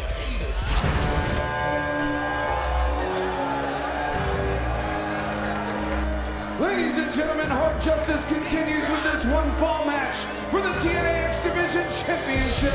Introducing first the challenger. Accompanied by Taz and representing the main event Mafia, he is the Samoan submission machine, Samoa Joe! I tell you, Mike, I really like the message that Taz sent.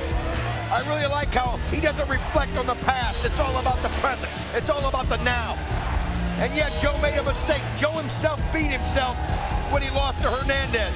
But the fight tonight is Homicide. It's about the X Division title. And right now, even though I've always been a fan of the work of Homicide, I wouldn't want to be him because you know Taz has got Joe ready.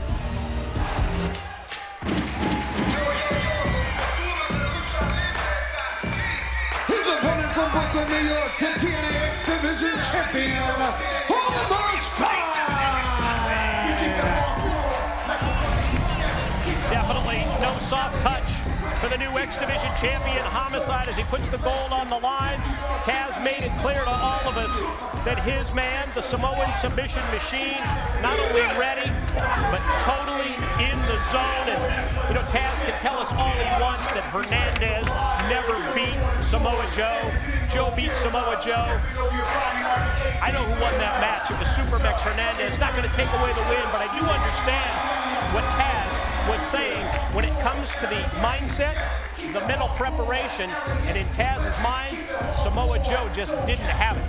You can dwell on the past or you can focus on the future, and that's exactly the message that Taz said. It's the main event Mafia message. It's what they're all about, taking care of business in the here and now. Now, one thing about Homicide, though, this guy's about as unpredictable as anybody is. Don't let his size fool you. He's a fighter. He's a brawler. He's a gangster. I mean, this guy will not be intimidated by anything that Samoa Joe brings at him. You and I both know that, Mike. What do you think in terms of Homicide and the past several years when for the most part he's been a tag team competitor?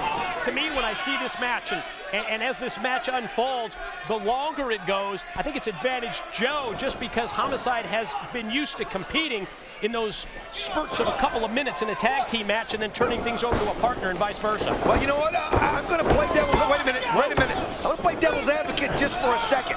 I think that Homicide is stoked by what he's seeing with Hernandez and what Hernandez is doing on his own. I think that motivates him to do the same thing. It's kind of their way of showing the world how good they really are. And this is his first big test. This is Homicide's first huge test here in singles competition. And I just, knowing the guy, I know he's ready for it.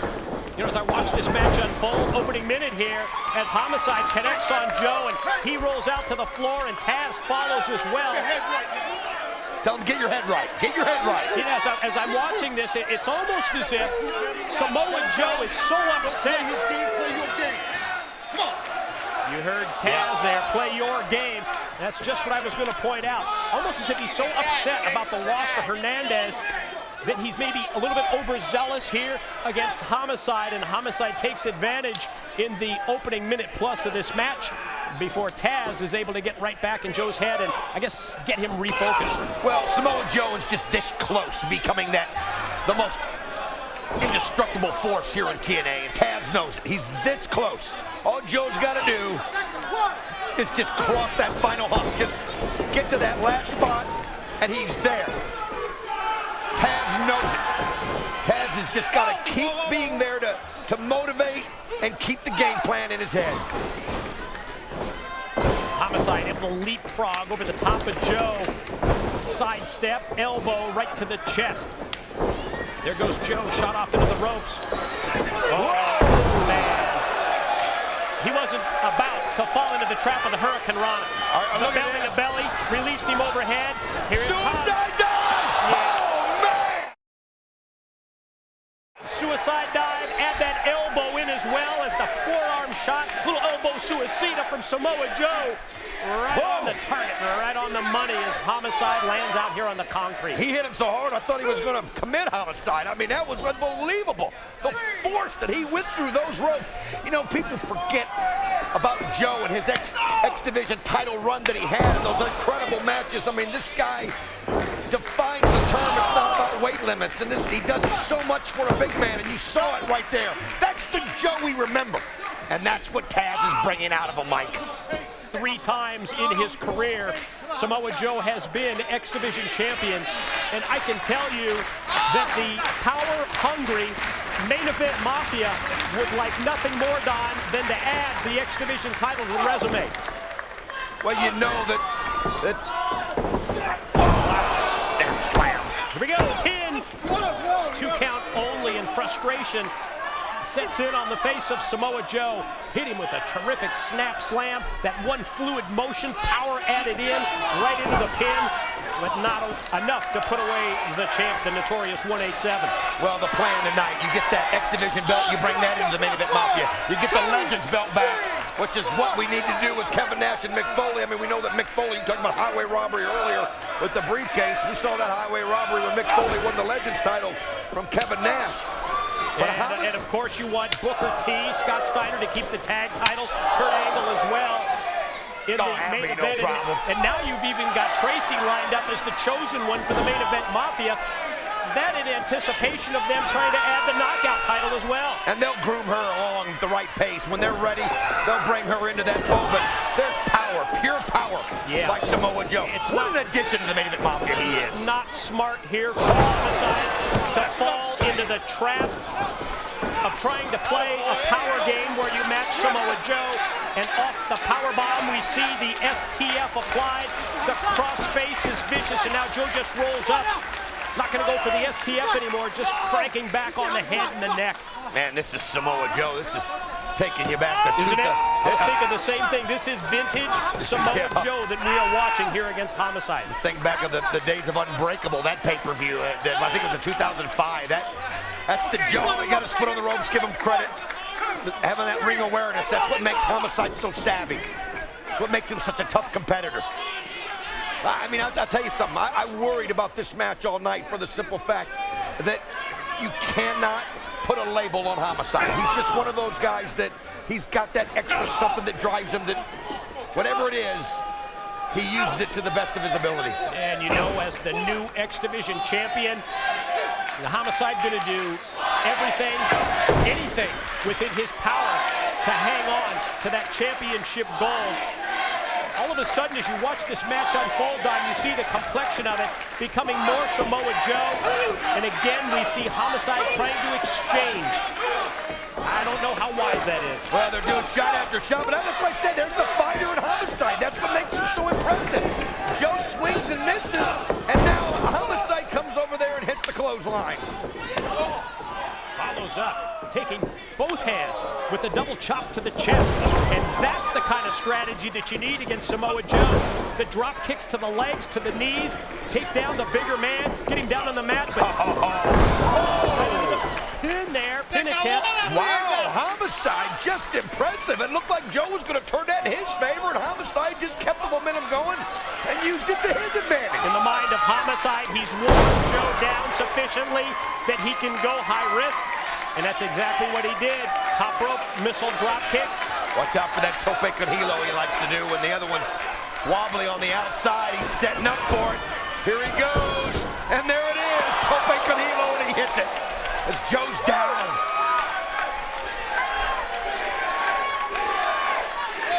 Big move by the champion as he comes face to face with the mentor of the Nation of Violence, Taz. Taz is telling him, you don't want none of me, buddy. This is where Homicide's making a mistake. And this is the kind of thing that Joe will take advantage of, believe me. The distraction, that 15, 20, 25 seconds right there. Think of what that does in terms of letting Samoa Joe get his air back, recover the win. Now, how many times have you seen it, Mike? I mean, really. But right now, neck breaker. Big move. This is it. Could be. Could it be? No, not enough. I'll tell you what, though, Homicide impressive. He took a beating. He took a beating by the Samoan submission machine, by the Nation of Violence. And he is standing tall, and Joe is groggy. Joe able to stop, counter, takes him overhead, and just drops him. Clothesline block that time by Homicide. Cutter, pin, two.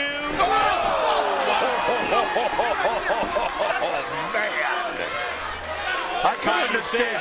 The champ asking for an explanation on the case. He got the shoulder up in time. That's what makes Andrew Thomas one of the best in the business. He saw it at the last split second. Some people might have went ahead and called that a win, but he watched it to the very end. Can he pull off? Can he pull off the Gringo on him? No way. Gringo killer attempt. No such luck. Able to slide out of the way, and Joe goes right into the corner. Wow. That's the force. And he's going to go and try and put him to sleep here. Going to go with the clutch. He's got it wrapped on Homicide and tries to fight off. I don't know how well Joe's got that cinched in. I don't think he's got a good grip. I don't think so either. Those elbows, look the difference, but now I think he's got him perfectly. Well, he gets down to the ground and you can see Homicide reaching. He just tapped him. He tapped him. It's too much for him. Ladies and gentlemen, here is your winner and new TNA X Division champion, the Samoan submission machine, Samoa Joe. The Kakina clutch of the Samoan submission machine. And if you're having flashbacks like I have, as I watch this win right here, Samoa Joe becomes X Division champ. And the main event Mafia's got to be loving it. I'll tell you, you got to be proud of Samoa Joe for the persistence that he had. But how about Homicide? Let's give him credit. That guy put on a show tonight. He wasn't going to go lightly. But the thing about it is, when Samoa Joe gets you in that grip, when he gets you in that clutch, there is no way out of it. No way out, and you can see that Homicide realizes that. There was nothing he could do. There's the victorious champion as we take another look at the action that went down in the X Division match. That was a power move by Joe right there with the release suplex and then the elbow suicida flying through the ropes. And that was when it was all Samoa Joe, but Homicide started making the comeback. The knife edge chops. I mean, he was just so impressive, but it was the power of Joe in the end. That was just too much for Homicide. But it went back and forth, but look at that powerbomb. The big-time power bomb, but you saw the fight that was still left in Homicide. We thought he still had a chance here, but then Joe cinched it in tight. That Kakita clutch provides the tap-out victory, and in the process, Samoa Joe becomes X Division champion. His mentor, Taz, told us that the Samoan submission machine was not only ready, but that he was in the zone. And Samoa Joe delivers and becomes the champ at Hard Justice. Let's go to JB. Where you going? Are you going to ask me that question? Didn't I just tell you I'm going to Morgan, so I'm going to talk to Matt, remember? Shut up, all right? Whoa. Are you nuts? Whoa, hold on. No, hold on, nothing. Next time, you knock. You want respect so damn bad? Show it. Listen, Matt, I apologize for some of the things I said last week, okay? I didn't mean it. I really didn't. But I thought you wanted what the Mafia has. Isn't that what you want? Are you serious right now? Are you kidding me? I thought I made that abundantly clear the first, 10 times I came on Impact on national television, Kurt, and asked you and the entire world to put me in the main event Mafia.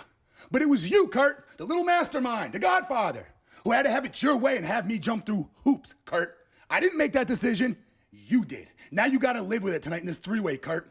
You did this, not me, Kurt. All you had to do was the right damn thing. Listen, I can't change the past, all right? But I can change the future. There's a contract waiting for you in the main event Mafia. All we're doing is dotting the I's and crossing the T's. All you have to do is one last thing, Matt. One last thing. And it's nothing like you have to lay down for me or anything like that. All I'm asking is for you and I to work together. Work together in this match tonight. As long as if you and I, either one of us wins the title and keeps the TNA title in the main event Mafia, we're good. You'll have all the money, all the glory, all the fame. It'll be yours. But if Sting wins that title, that'll give hope to all those little young pricks in the locker room, and we don't want that. You understand that? Do we have a deal? I want you to repeat that last sentence one more time. You or me win that title tonight, correct? Yes, I said you or me. As long as that happens, we're in like Flynn. Deal? You or me, Kurt. You got it. You or me. All right.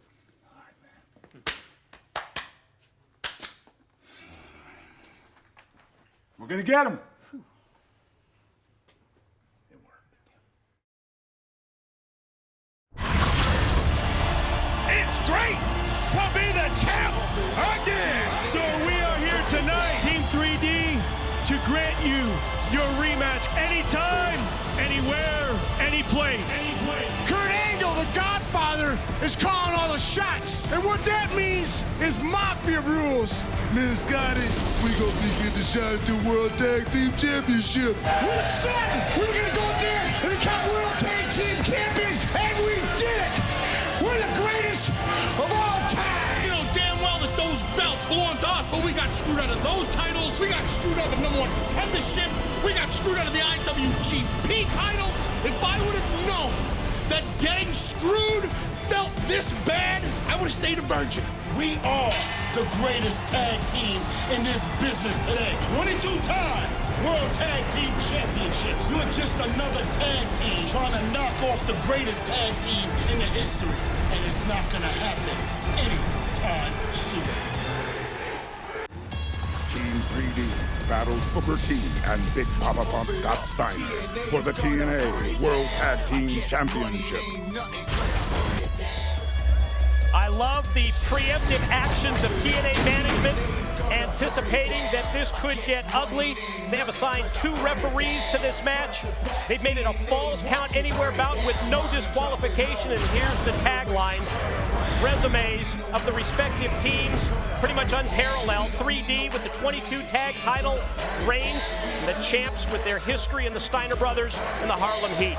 Moments ago, the main event Mafia, they just added the X Division title. We know Kurt Angle will not accept a step backwards with the loss of the TNA World Tag Team Gold. Boy, it has been such a strange sight seeing Brother Ray and Brother Devon not having championship belts. This is the chance for them to not only stop the TNA title takeover of the main event Mafia, but also for 3D to win championship 23. Ladies and gentlemen, the following contest is for the TNA World Tag Team Championship. In this match, there is no disqualification, Falls Count Anywhere, and there must be a winner. Introducing first the challengers from New York City, Brother Ray, Brother Devon, Team 3D. There's no doubt Team 3D wants to get that 23rd championship, and they can really screw me up on that. I'd have to get another shirt made, but I'll tell you, when you think about... Wait. You care more about your merchandise than Brother Ray and Brother Devon's own personal career. And they would do it just to spite me. I'll tell you what, though, you talk about 4 of the greatest that have ever been in tag team action coming up here now. This is it. You got it. Yep.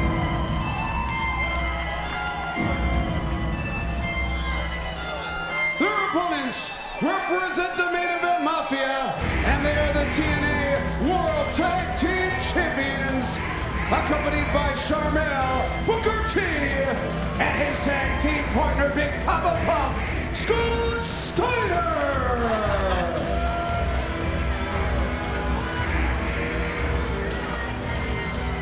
Sharmell just exudes class, I tell you what, I was just watching this. That is tag team royalty right there. You got that right, all the way. I mean, look at her when she gets by on the camera. That's what a valet's supposed to look like, ladies and gentlemen. Sharmell, pure class. That's the queen.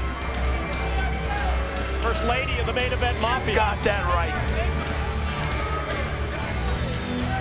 Little good look smoocher there. I'll tell you what, though, this is going to be a war, and I like what they've done. Falls Count Anywhere. Well, we know it is. Yeah. No DQ. Yeah, you can't contain these guys. You think you're going to hold them to the 6-sided ring? There is no way in hell. These 4, this is about pride. This is about honor.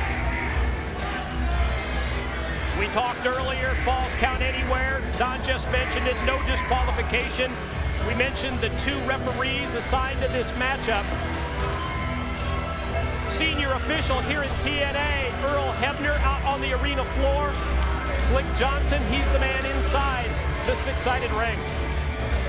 Well, you have to have the 2 referees, because there's something that you can miss if there's just one, and this is so important. It's so important to all 4 of these guys. I like the way they're handling this. It really has that feel to it, Mike. Think back a couple of weeks ago, the Impact broadcast, where that all-out riot occurred right here in the Impact Zone. And when you think of the protagonists and some of the main players in that riot, you're seeing those 4 right here. That's true. I think when you go back and you look at that riot again, it's one of the main reasons the TNA management took that preemptive move in making this no DQ, Falls Count Anywhere, and here we go. They've turned them loose. I'll tell you, the thing about this, I will say, Team 3D always talks how they respect Booker T and they respect Scott Steiner. You talk to Scott Steiner, Booker T, and they don't respect these guys. In their mind, they are the best. In their mind, Team 3D's not on their level yet. And you and I know differently. These are 4 of the greatest that's ever been in the tag team division, no matter who their partners were. But it's going to be a war and a battle, and it's already turned into a brawl. Yeah, you've had those conversations with Brother Ray several occasions, the wrestling historian that he is, especially when it comes to appreciating the tag team aspect of professional wrestling. And there's no question that he has respect for what the Steiner brothers, what Harley Heat accomplished. He's like you. He is. He's an encyclopedia in the sport. And it is fun. I'll be honest. I love sitting there and listening to you guys talk about it and going through the history of it. And you know what it means to these guys. But, buddy, when you talk about history, and you talk about experience and fighting the wars, nobody more than Booker T and Scott Steiner. No. And you can see Scott Steiner, Booker T, not happy with the way the early stages of this matchup have gone for the champs, for the main event Mafia. This is all part of the strategy here. Make sure that referee's prepared when the time comes. Yeah, you're trying to intimidate the referee is what you're doing. You draw him out, too. You draw him out. Now it's on, and now clear out. This is what they wanted to do. They wanted to draw him out into the open, and now, holy crap, it's on, Mike. People, be careful. Try to get out of the way when you can, because there's going to be bodies flying everywhere. Brother Devon, Booker T squaring off. That's probably our best bet, going with the split screen here, so we can keep track of both of these fights. Steiner, wow, there goes the guardrail. Well, Brother Ray's just, ever since that brawl, I mean, we've been watching. And as you watch this, isn't it the first thing you think of? Man, you do. You think of the damage he was trying to inflict. I can't believe he didn't get arrested. Now look at this. He's got Steiner's arm caught. He's using it. This is just, there's no DQ, so it's legal. But man alive, Scott Steiner's in a bad spot. Well, Big Papa Pump, he tried to escape, but instead he received the guardrail right across his back. You can see up in the crowd, here at the Hard Justice, Booker unleashing first that big boot. He's got Devon, and now where are they going? They're going back up to the top of the arena. Well, like I said, we're going to try to follow the action. It looks like Scott was able to get out of the guardrail, but Brother Ray still in control, just smashing him in the back as Brother Devon taking it to Booker T. Team 3D on fire. It really has been the story of this match from the very outset. The attempt for Brother Ray and Brother Devon, Team 3D, to get their 23rd Tag Team Championship reign. And they came out so intense tonight, and Steiner and Booker are feeling their wrath. Well, Booker T right now just can't get to his feet. Brother Devon just dictating the action, just doing what he wants. Look at these shots. Wicked shots from those big fists. But Booker T, he knows how to weather the storm, Mike. You know, so many times, that ability to dictate the action, as you mentioned, to dictate the pace of a match, that's what the difference is when it comes down to winning or losing. And 3D to this point, they've got to be loving life. Well, Scott Steiner, look at this. Oh, what a shot on Brother Ray. I don't know how he was able to turn things around, but he did. That's just years of experience, and now he's got a chair, and waffles it right on the back. That's just a little payback for all the damage that Brother Ray did in that brawl. This is false count anywhere. Slick Johnson. Wow, that was close. Smart move, though, on Scott Steiner's part, because you forget about it if you're Brother Ray. Wow, we just saw beverages go flying. Devon using a bottle of the head of Booker. Chair involved again between Brother Ray and Scott Steiner as they battle at the back. Look out, here's another chair. Oh, man, but he missed. You can feel the vibration. Scott Steiner into the guardrail with Booker T. And again, these cameramen do such a great job. It's so hard, especially when they're brawling all over the building. But right now, Brother Devon just in total control. Booker T has got to find some way to get back in this matchup. Steiner's using the steel chair to give him the advantage over Brother Ray. That's a doubly effective move right there. You not only give him the pain with the shot to the midsection, but you take his air away. Yeah, the only problem is Brother Ray has more cushion there than most people, but Scott Steiner's still going for it. Look at this. Oh, my God. You gotta be kidding. Look at Big Papa Pump. Just when you think you've seen everything. Another right into the pin. Did he get it? No, he didn't. Same time, Devon and Booker, and Devon on the verge of victory right there as we have near falls Listen, all over the building. This crowd appreciates what they're seeing. They know that they're... Let's show you a replay. How about that low blow that you just didn't call right there from Booker? We gotta watch this again. There's the replay, a big Papa Pump. Wow. Taking the dive. Here's another shot of it. That's a 270-plus pound guy flying from the top of the bleachers, from the stands, right onto Brother Ray. What a great shot that is. As you can see, that the crowd is loving the fact that right in their midst, Brother Ray has turned it around on Steiner. Oh, what a shot! Chair to the gut. Pin. 1, 2. No. Not even close. I thought it was actually pretty close. Booker T on this end is taking control of the matchup. I didn't see how he got control of it, but he is doing exactly what he needs to do. He took a beating from Brother Devon. And now he's dishing it back. Nice shot. And Steiner just got tossed back inside the ring area over the guardrail. Oh, another shot. Brother Ray back right on him with the steel chair. Not on that neck. Not on that neck.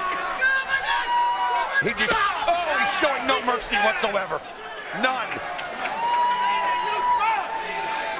That clothesline by Booker did not connect, and that enables Devon to turn things around. Now what's Devon? Devon taking a little refreshment. That's cheating there. You should be allowed to be.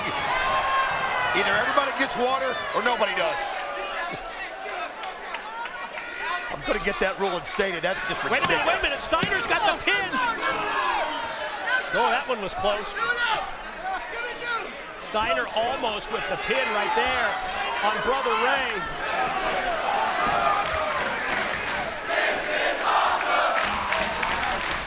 Crowd appreciates it. They know what's at stake. Well, we have seen Steiner, Brother Ray, the Steiner line. Not enough. Interesting how we've seen the two individuals square off, and then they fought all over the arena, and they're still battling down at the bottom of the screen, and now there's the close-up look of Devon. Booker, there goes Booker's shoulder first, right into the steel. Brother Devon has just had Booker's number. Booker's made some nice comebacks, but Brother Ray now in control as these two guys, and time for the what's up. Can he hit it? Let's see if he can. See if he can put this baby right through the uprights. Crowd reaction will tell you all you need to know.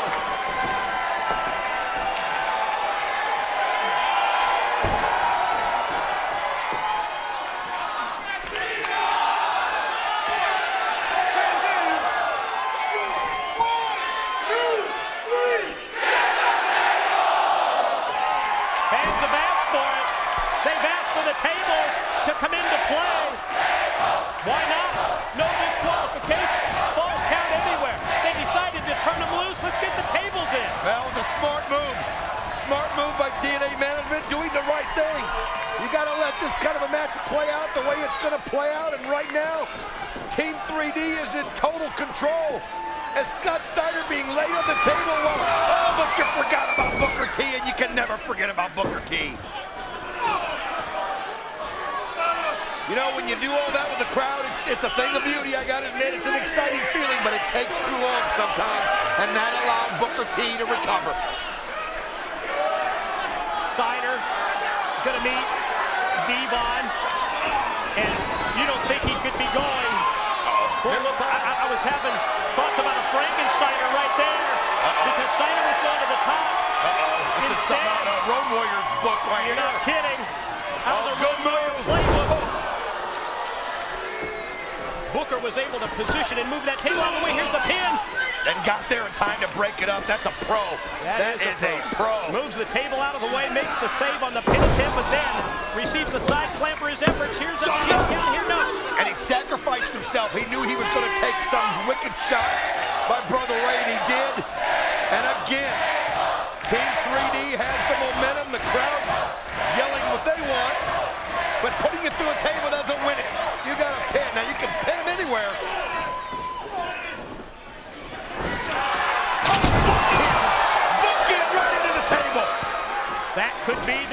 Spear, pin, here it is. No, that's a miracle. Almost as if on fumes, just the reaction of Brother Ray as he was put through the table with the bookend, but amazingly he avoided the 3 count. Brother Devon grabbed the foot of Booker T at the very last second and pulled him off. But now, the main event Mafia, they're feeling it. They've turned it around. Here we go. 1, 2. Oh, come on. Is that close? You're right. It's turned in favor of the main event Mafia to the point that Steiner and Booker are pretty much having their way with Devon. Oh man, that was close again, right on the verge of victory as Brother Ray has been disabled. But you don't want to give him time to recover, and that's what's happening. Brother Devon just holding on for dear life. You got to respect that. That's what makes him such a great competitor. You wonder how many more times he can do it, though. Oh, no, he missed and crotched himself on that rope. Nice effort here by Devon. In spite of being outnumbered, the 1-on-2 situation, he's able to turn it around.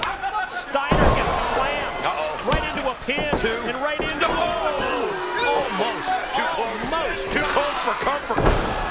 Another shot here. Booker T gets him up in time.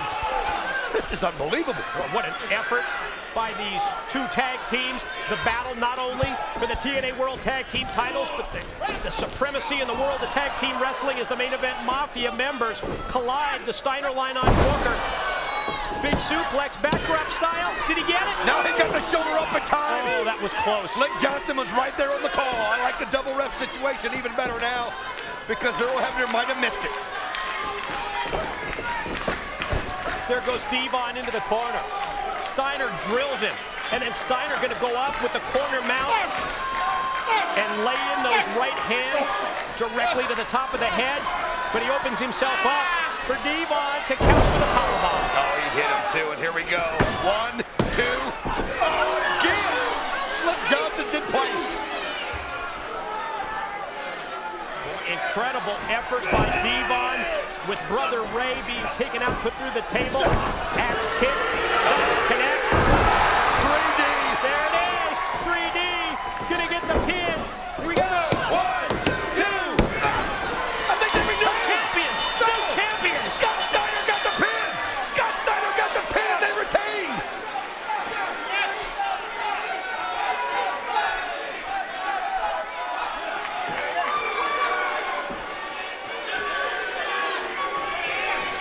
Well, you can see that there's confusion here, not only among the announcers, but also among the referees. Slick Johnson and senior official Earl Hebner, they each had a championship belt, but one referee was giving it to 3D and one to the main event Mafia team. The referees have reached conflicting decisions. Due to the uniqueness of the situation, they are going to review the video footage. Well, that's one way to settle it, I guess. Well, it was so close that you can understand what they're going to do here to try to decide what happened. But I was focused on Scott Steiner. I was focused on him, and I'm telling you, he had the pin. It was so close. Now, you can see Devon trying to get over, but watch this roll up by Steiner. 1, Hebner's got it, and then Hebner realizes. Wow, was that close. But then Slick Johnson at the same time, he made the 3 count for Devon.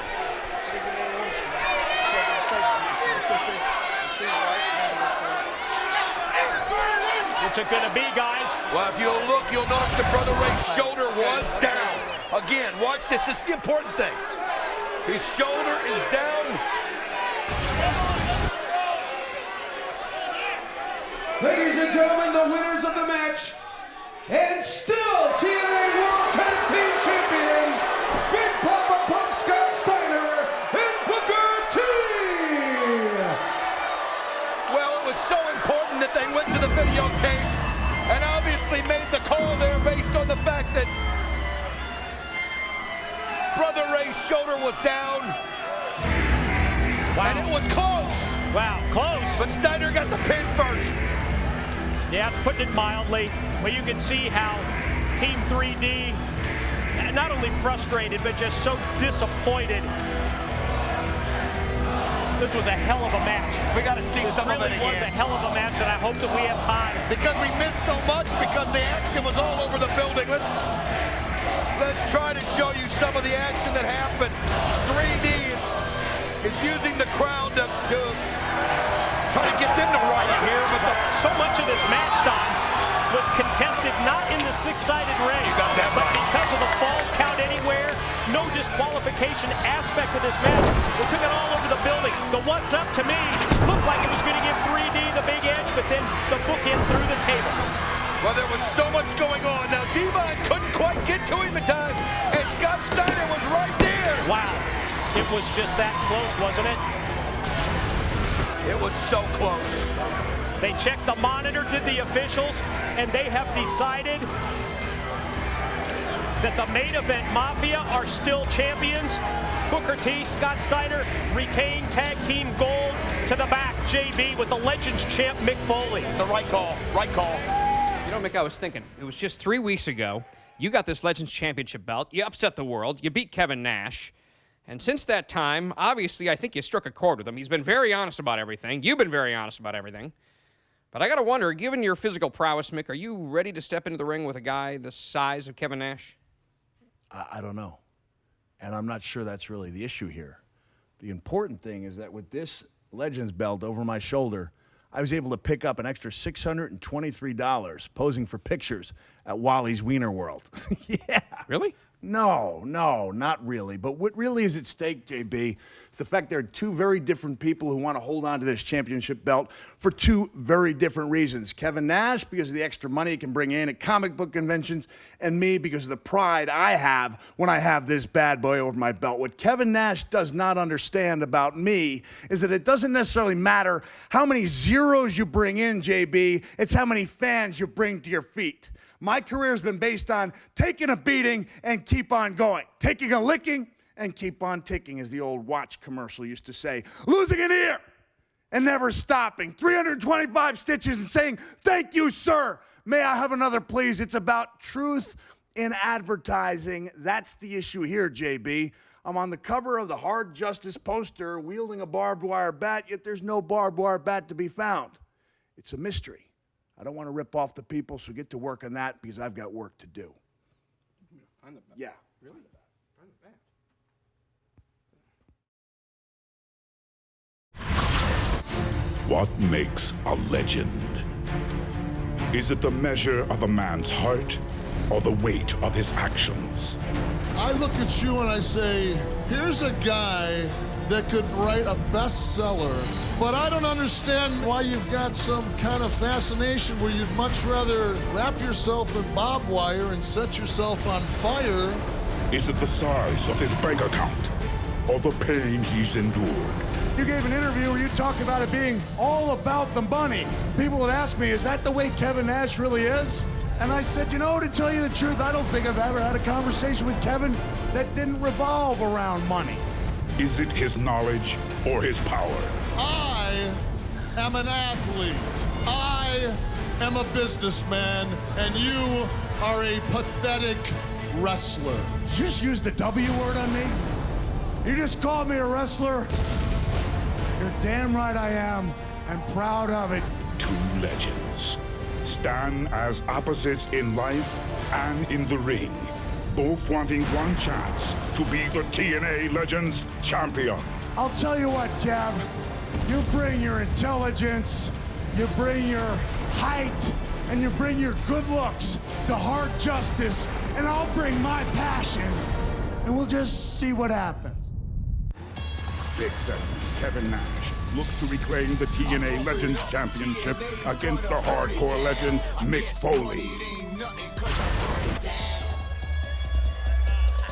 Two big matches still to come tonight at Hard Justice, both of them championship bouts. It's time for the Legends title to go on the line, and we're going to show you the Legends list to preview this championship match.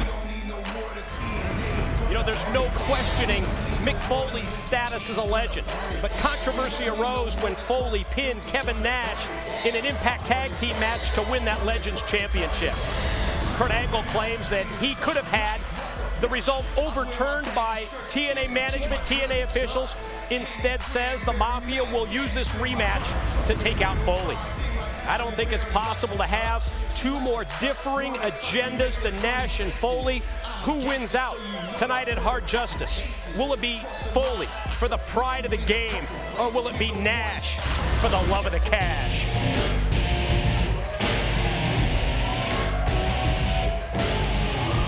Ladies and gentlemen, Hard Justice continues with the following TNA Legends Championship match. It is scheduled for one fall. Introducing first a challenger, representing the main event Mafia from Detroit, Michigan, Big Sexy Kevin Nash.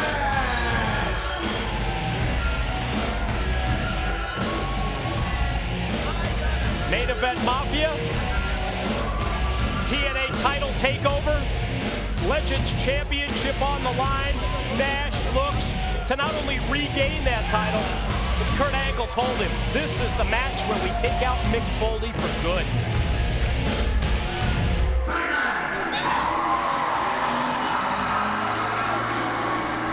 His opponent from Long Island, New York. He is the TNA Legends Champion, the Hardcore Legend, Mick Foley. I'll tell you this, Mike, and you can believe it because I sat down with Kurt, and other than the TNA World Heavyweight Championship, I believe deep down they want this belt back more than any of them. Well, remember, it was Booker T that initially brought this Legends Championship to TNA as his own personal title. Well, and you know that's part of the and equation. It defines what they are. They're legends. They're legends in this business, and they're legends in the future of this business, because they are what wrestling's all about. When you think of Kurt Angle, and you think of Kevin Nash, and you think of Scott Steiner and Booker T, and future legends like Samoa Joe, and what they're all about and what they stand for. And then when you think about how Mick Foley got this belt to begin with, using Sting to show up in the crowd to cause a disruption, and Bobby Lashley to show up out of nowhere. Kevin Nash may be all about the money, but he's as focused as he's ever been tonight on getting this back because of what it means.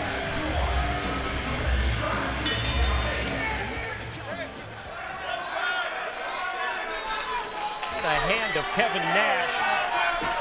I know you and Kevin are pretty tight. I happened to overhear that situation. Nash claiming that he had a hand injury, and I know that he had the doctor, the TNA physician here, he had that hand wrapped prior to this matchup as he squares off here with the hardcore legend and the TNA Legends champion Mick Foley. Sets him up, positions him right against the corner. I'll tell you what, a few days ago, that hand was the size of a bowling ball. You know, I'm gonna tell you, but that's the kind of warrior he is. This guy's in so much pain in the things that he's gone through in life. You don't hear him complaining. He just goes out there. I mean, look at the physical condition he is for a man his age. Just the facts. He's unbelievable. I gotta tell you something else. I love Mick Foley. Who doesn't? The guy's so unpredictable. He does personify what this sport is about, but you get a little tired every now and then about playing that same card. Oh, about the fans and bringing them to their feet, and I'm all about what's wrong with being in it for the money. I've never turned down a paycheck. How about you? That's what's driven Kevin Nash throughout his career, and we are seeing right here how Nash is taking control of this matchup. The big shots here on Foley. Going to bring him in for that short arm style clothesline, which Foley is able to duck, and this is the opening for Mick as the Legends champ. Uncorks several shots, grabs Nash by the back of the head, and there he goes, face first right into the corner. Right now, Mick Foley in total control, just one shot after another. One thing we do know about Mick, he's not afraid to put his body on the line. But I have a feeling that Kevin Nash will do the same thing right here tonight. He knows how important it is to bring that belt home. It's pride. Yeah, there's money's always a motivation for him, but it's about pride too. Foley's got Nash in trouble at this point. Got him right against the ring ropes there. Catches him with a shot as you see Nash trying to clear the cobwebs. Foley measures, stalks, waits. Caught him with that left side. Caught him with the boot right into the gut that doubles him over. And then he comes off with a perfectly placed knee. And again, the double impact there, catching him with the power of the knee, and at the same time, as Nash gets his head snapped back and crashes down to the canvas. Kevin Nash right now having it handed to him. I mean, this is hard to watch. Oh, that's what you do. You just bull rush him right through the ropes. Foley loves to use that double arm style DDT. Almost looked like that was the move that he was headed for there. Maybe didn't have Nash worn down sufficiently to connect. Oh, God, did you hear that? Oh, wow. Wow. I'm telling you, he just took those legs and just shot him into that guardrail. That's how you get yourself back in the game. Boy, it turned around in a hurry. As Nash tries to take control, a dazed Foley. As soon as he gets right back up on the apron, Nash is there. Powers him down. Big shot right to the head, right to the face. Look at that look in Nash's eyes. You talk about determination. Wow. Now he's got the high ground, and now he's applying it. Look at that. You can just feel it. You can sense it. You can see his face quiver in anger. Yeah, that level of concentration, the focus. Boy, you can really see it in the face of the challenger, Kevin Nash, using the guardrail as a weapon several occasions here. And Foley gets backed up that time, wow, right into the side of the ring, back first. That's an athlete for you. It really is. Yeah, the legs don't work as well. The knees don't bend as easily. He hurts when he wakes up in the morning. But man, he's... Watch out, watch out. Oh, but the Ford, he would have killed him if he'd hit him with that. Leeway from the official here in this Legends title match. And after what we've seen tonight, I love this. Give him a little bit of a leeway. And wow, what a chair shot by Foley that time. He just waffled him right there on the back.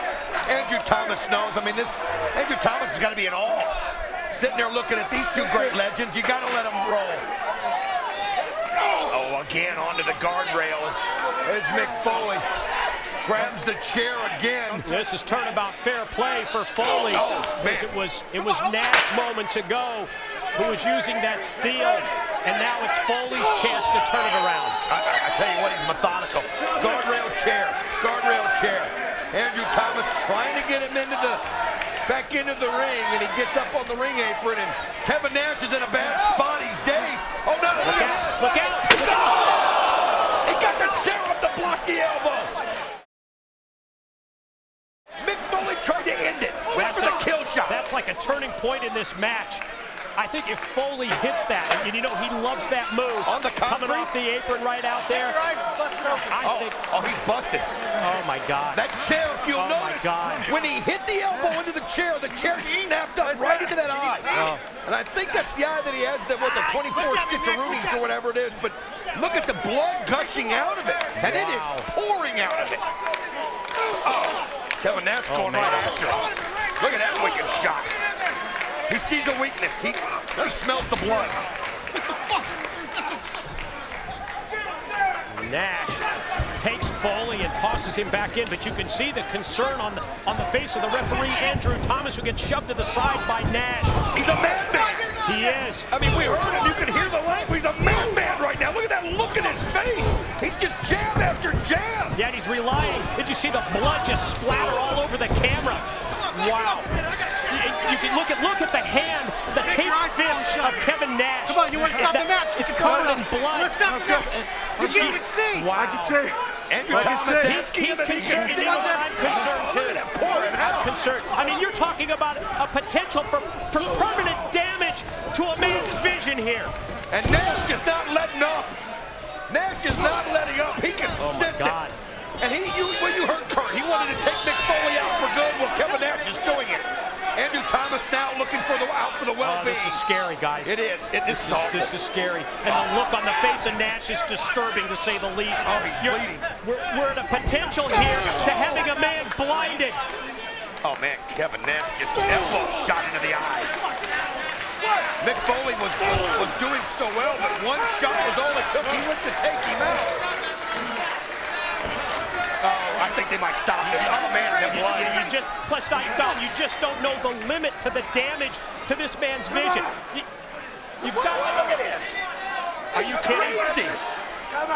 He's absolutely crazy, yes, and unpredictable. And the hardcore legend and the hardcore champion has got fight left, and look at him go with those rights. Even with the blood pouring out of his eye, the guy doesn't know when to quit. He doesn't know what's good for him. It's unreal. This guy should stop. He's going to get weakened, but all he's doing is continuing to go. Look at him rocking himself. This guy's crazy. Now pulling his hair out. What the hell? Foley with renewed life goes on the attack. The shot has such impact that it sends Nash out to the floor. And Foley, and who knows what his vision's like at this point as he... I wonder if he's even got an eyeball in there. I don't know. But it's not stopping him.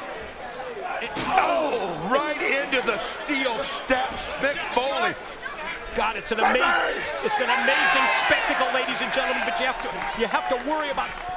And Foley keeps checking, and who knows if he's just using one eye at this point to see. This is disturbing, really disturbing. But you got to give him credit. He's back on his feet, and I think Kevin Nash has really hurt himself. Kevin Nash, you can see the blood coming from that chair, that shot on the steel steps, coming down his head. And Foley drags Nash back in. And now it's Foley's chance to open up the cut of Nash. Oh, he's done. Look at Nash. Wow. He's busted open, too. I mean, you can see what this means to these guys. I mean, it's all about... What a shot by Foley is. Now, both these guys, you can see a dazed look in the eyes of Big Sexy. And an insane look in the eye of Mick Foley, because we can't see into the other one. And who knows if Foley even has vision. Look at the blood. Nash is pouring blood out. The blood is just pouring like a faucet out of the head of Kevin Nash as Foley sets him in the corner and continues the assault, punch after punch. What do you check him? Call the match, man. Oh, man. Oh, man. You can see how deep the cut is.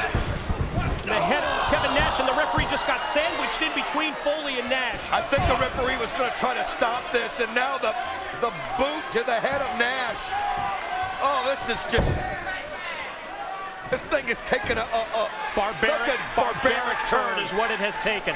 Look at these two guys. They're just swathed in blood. Wait a minute. Foley. Oh, there's the barbed wire bat. Talked about it during his pre-match interview with JB, the potential to use the barbed wire baseball bat. And here comes the barbed wire bat into play. Wait a minute. Tracy, the chosen one, when it comes to the knockouts in the main event, Mafia showing concern for Nash. Oh, boot to the head. Whoa. And then she gets knocked off the apron by going right into the pin. She got the 3 count. Nash has done it. Here's your winner and new TNA Legends Champion, Big Sexy Kevin Nash. Kevin Nash becomes the Legends Champion once again, but he's not satisfied. He's got Foley's barbed wire bat. Look out, Mick! Oh, my God, he just crushed him over the head with it. I'll tell you, he made his point. They were going to take Foley out.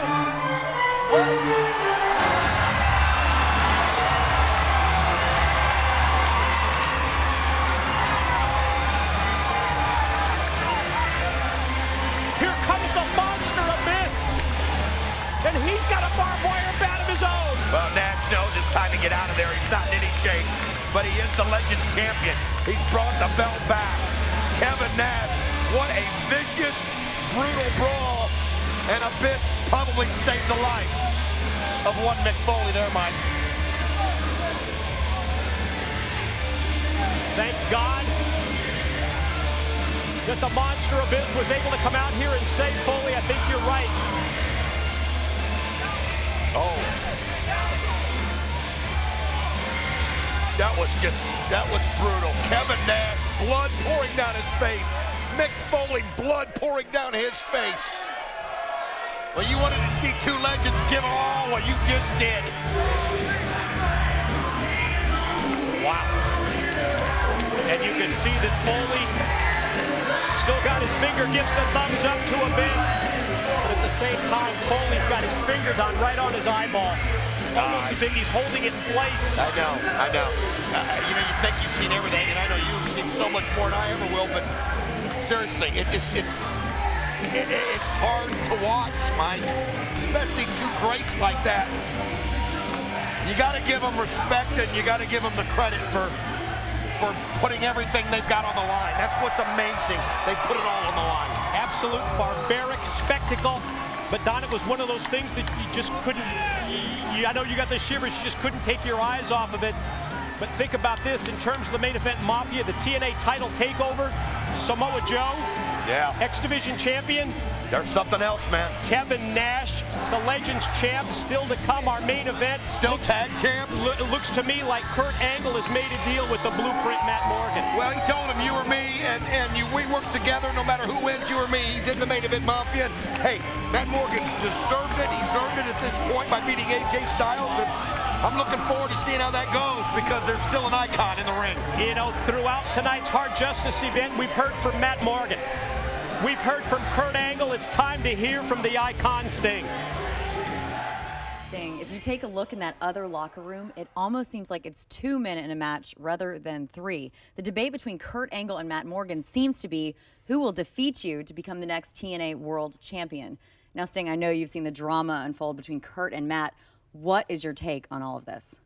Well, Lauren, if there's one thing that I've learned in 20+ years of being in this business, is that you can only trust one person, and that is yourself. You can only rely on yourself. Matt Morgan, he's young, and he's going to learn by his mistakes just the same way I did. And Kurt, well, you know what? Kurt is Kurt. He'll step on whoever he has to step on, take advantage of whoever he has to take advantage of, and walk all over whoever he has to walk all over just to preserve Kurt. But Kurt and Matt, I want you to know something. There's going to be a third man in that ring tonight, and his name is Sting. And while a lot of people around here are losing hope around here, as long as I can breathe, I'll never lose hope. Because honor, dignity, and respect will come back, and it's going to come back in style. And I do mean styles.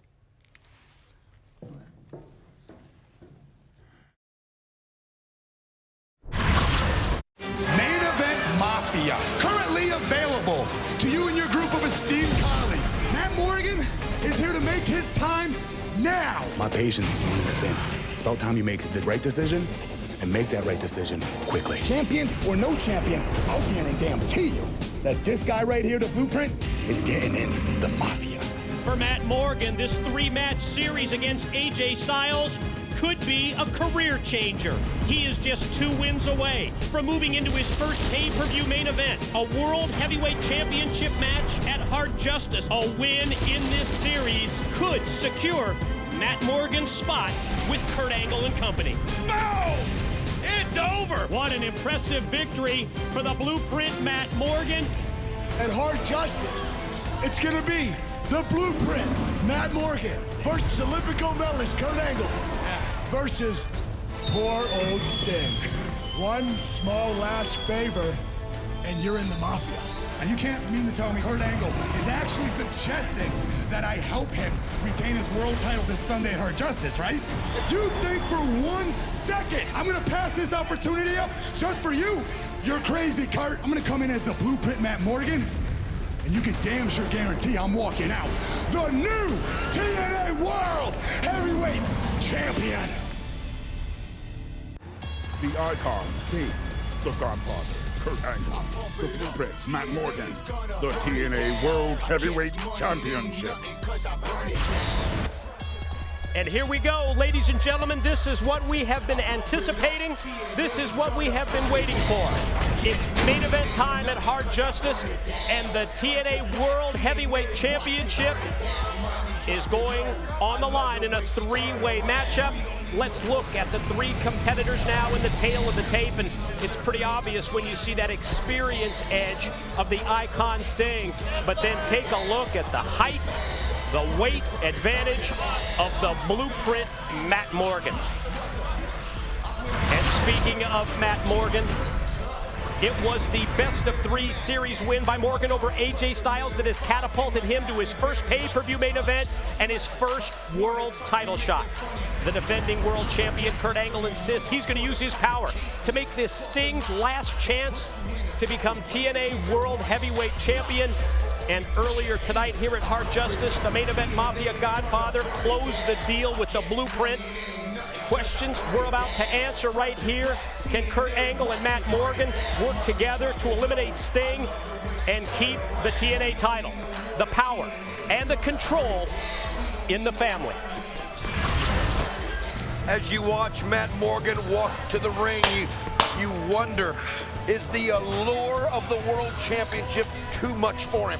When he gets that opportunity, will he be able to work with Kurt, or will he have to try to take that title belt home?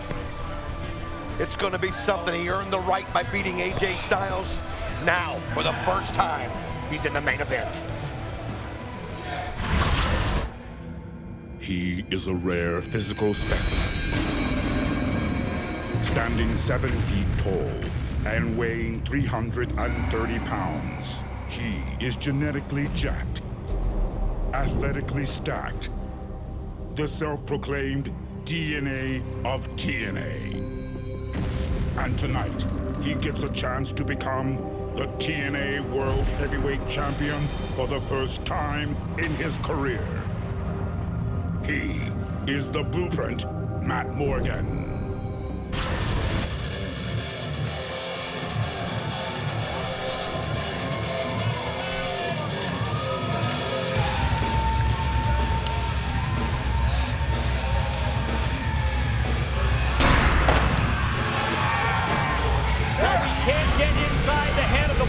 Matt Morgan, I have to tell you quite honestly, I'm surprised by the actions, especially in light of what we saw this past Thursday on Impact.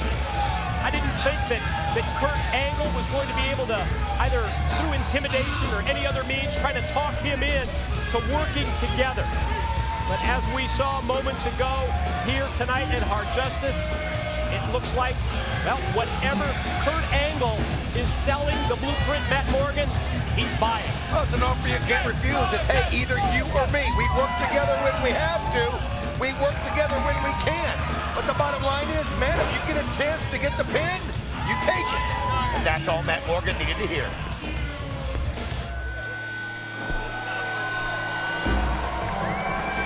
And there you see the icon making the long walk backstage here at Hard Justice towards the ring. I love the pre-match comments that he had to JB. He said, there's no friends, there's only acquaintances. Talked about the youth of Matt Morgan, how he's going to learn from his mistakes. And well, Kurt's just Kurt.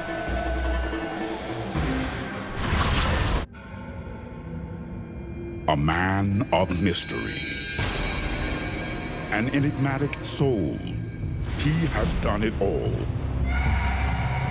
A 12-time world champion, an icon, a superstar, a legend unlike any other. Tonight, he enters the ring with redemption as his motivation and revenge on his mind. He is the man simply known as Sting.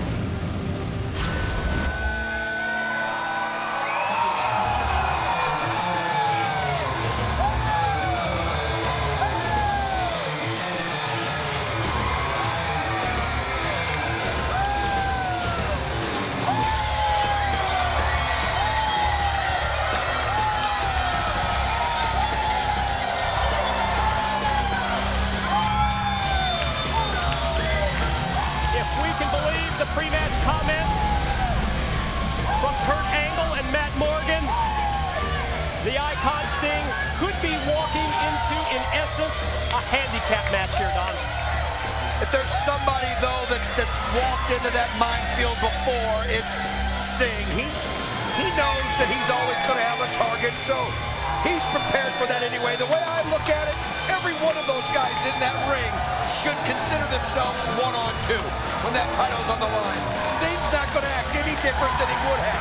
Now, if Matt Morgan and Kurt Angle do work together and can work together, it's going to be a long night for the Icon.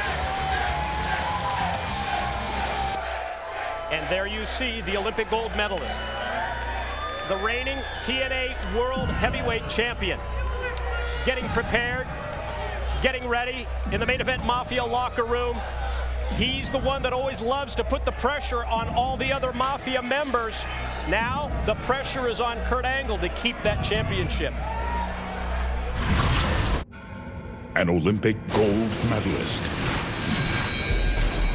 a 13-time world champion, only the second Triple Crown winner in TNA history, and arguably the greatest professional wrestler of all time. He has no peer.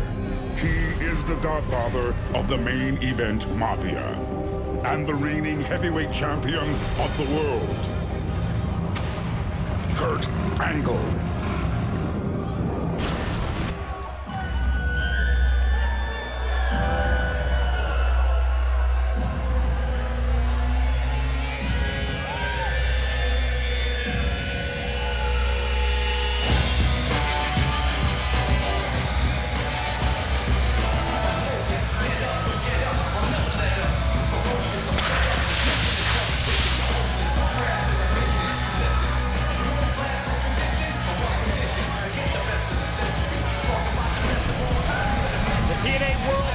Champion Kurt Angle makes his way down the ramp, the third man, soon to enter the six-sided ring. Angle putting the title at stake tonight. But is he facing two challengers, or in essence, is it just going to be one after what we saw earlier, the deal that he made, the deal that he closed with the Blueprint Matt Morgan?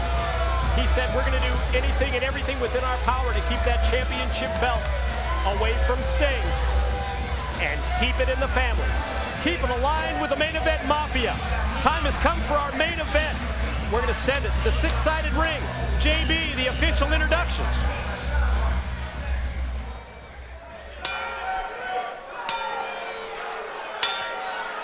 Ladies and gentlemen, the following contest is scheduled for one fall and is your Hard Justice main event. A three-way matchup for the TNA Heavyweight Championship of the world. When the bell rings, the man in charge, TNA official, Mr.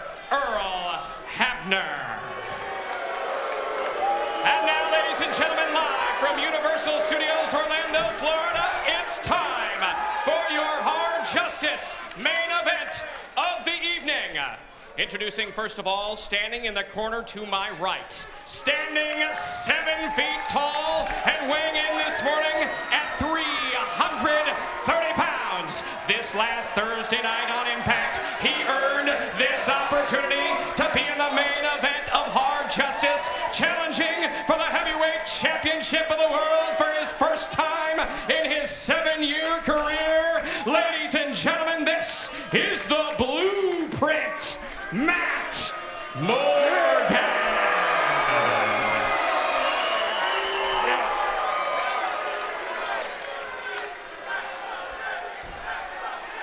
And now, ladies and gentlemen, introducing, standing in the corner to my left. He weighed in this morning at 265 pounds and comes to us from Venice Beach, California.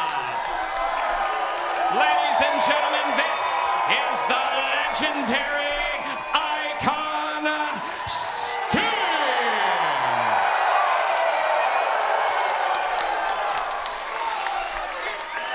And now, ladies and gentlemen, introducing, standing in the corner to my left. He weighed in this morning at 230 pounds and comes to us from Pittsburgh, Pennsylvania. He is the godfather of the main event Mafia and the current reigning and defending TNA Heavyweight Champion of the World, Kurt Angle.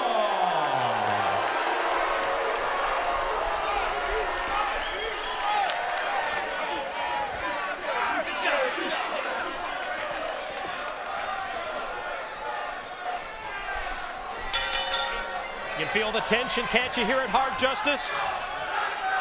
TNA World Heavyweight title to the victor. blueprint, Matt Morgan, is right on the icon Sting. We wondered when we looked at the tail of the tape if Morgan could exploit the size, the height, the weight, the power advantage that he has. We wondered if Morgan and Angle would be able to work together to coexist. And I think that's exactly what we're seeing right here as this match unfolds. I was watching their body language before it got started. I saw Matt Morgan give the eye signal to Kurt Angle, like, hey, we're on the same page here. And obviously they're doing it from the start. But you know one thing, Mike, and I know it as well, when that title gets on the line, you can throw out game plans out the window if you sense that you're going to become the world champion. It's all good in theory, and they're doing a good job here to start, but don't be surprised if it don't break down. Angle acting as a cheerleader, cheers on Morgan, and then, oh my! Oh, he really... Angle went for the shoulder block, came at Sting, came at him with full force. There's the experience edge of the 20-plus year pro, able to move out of the way, and now it's boiled down to a one-on-one situation. No, Morgan goes for that big boot, and Sting, again, not only avoids the contact, then connects with the right hand that drops him out to the floor. That's how you even things up in a hurry. He allowed Kurt Angle to commit himself, and Kurt thought he could just really hit him hard, and man, did it cost him. And now Sting going one after another. You see the shot to Kurt Angle on the steps. Now he heads right over to Matt Morgan. Oh, right in the guardrail. Caught him in the ribs. Morgan set right into the steel. Chest first, as Don said, and now back first. That's right there in front of his wife. Right there in front of his wife as she tries to give him encouragement. Quick reversal. Oh, Sting set right towards Morgan, courtesy of Angle, and they are on the same page. Well, you can see that shot. Man, that turned it around. Sting just lying motionless on that concrete.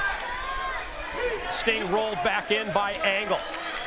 The TNA World Heavyweight Champion can sense that he and the blueprint, they have the icon exactly where they want it. Angle measures, stalks, connects first with the boot, the kick, then drops the elbow. The prone body of Sting down, while Morgan goes airborne with a vicious, lethal leg drop.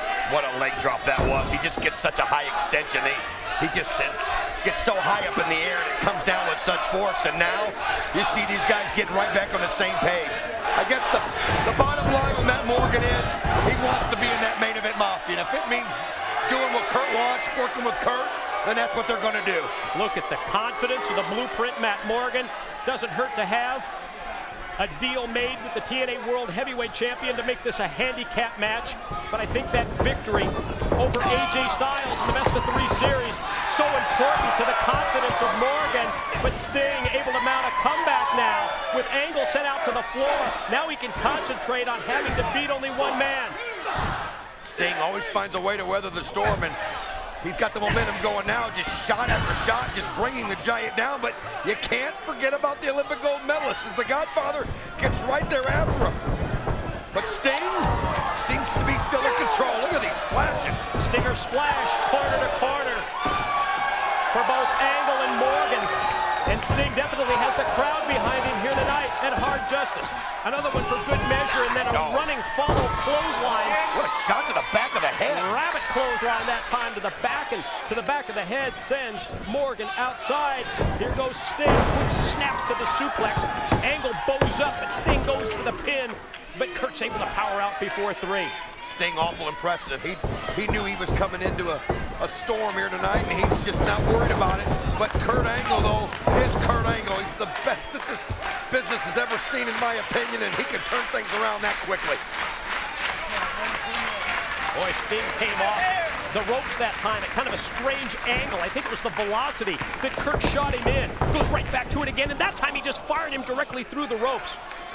And here's Morgan, brimming with confidence after the best of 3 series win over AJ that moved him into this first ever pay-per-view main event, first title match. You know, this is the first TNA pay-per-view in 5 years that AJ Styles is not present. I know it. I mean, he's still synonymous with every pay-per-view that we've ever done. And he's generally the highlight of the show. Not here tonight, but And I understand, Don, that AJ Styles is going to make a major announcement concerning his future here in TNA this Thursday on Impact. That's going to be important, but Angle goes for Sting. Instead gets caught by Morgan. And then Sting from behind is able to take down both of his opponents. Man, Sting is focused. It's unbelievable how focused he is. I got to admire Matt Morgan catching Kurt Angle, trying to hold on to him, but he couldn't get him down, let him down enough, or in time, and Sting able to put the boots and send them both down, and you can see Kurt trying to get his bearings, and I love how he just suckered Kurt into that. I mean, suckered Sting into it, but Sting, just look at him, man. Scorpion. Turn him over, sit down. Morgan's still outside the ring, but Morgan's regaining his power, and that forces Sting to break the submission hold. Well, Matt Morgan got up to the ring apron quick. That's what he needed, and there's the angle slam. Boy, is it ever. Right back on him. Angle slam leads to a pin with the leg hook, and Sting. You know how close that was? That shows you how vicious that move is. It jars you so much. How many victories has Kurt Angle had throughout his career using that move? And almost like it was a natural reaction there for Sting just to fire that shoulder up, and here comes the ankle lock. And now he's got it. Oh, but Sting not going to let him get it cinched in. Yeah, perfect counter. Angle did not have Sting sufficiently worn down to apply that ankle lock. Sting rolls through, sends him outside, and now it boils down again to Morgan and Sting. But how long can the Icon Sting take this kind of a beating from two men? Right, get ready to take a beating from these elbows. One shot and after another, and they just have such extension and length. I mean, it just rattles your brain. It's like a concussion on every side.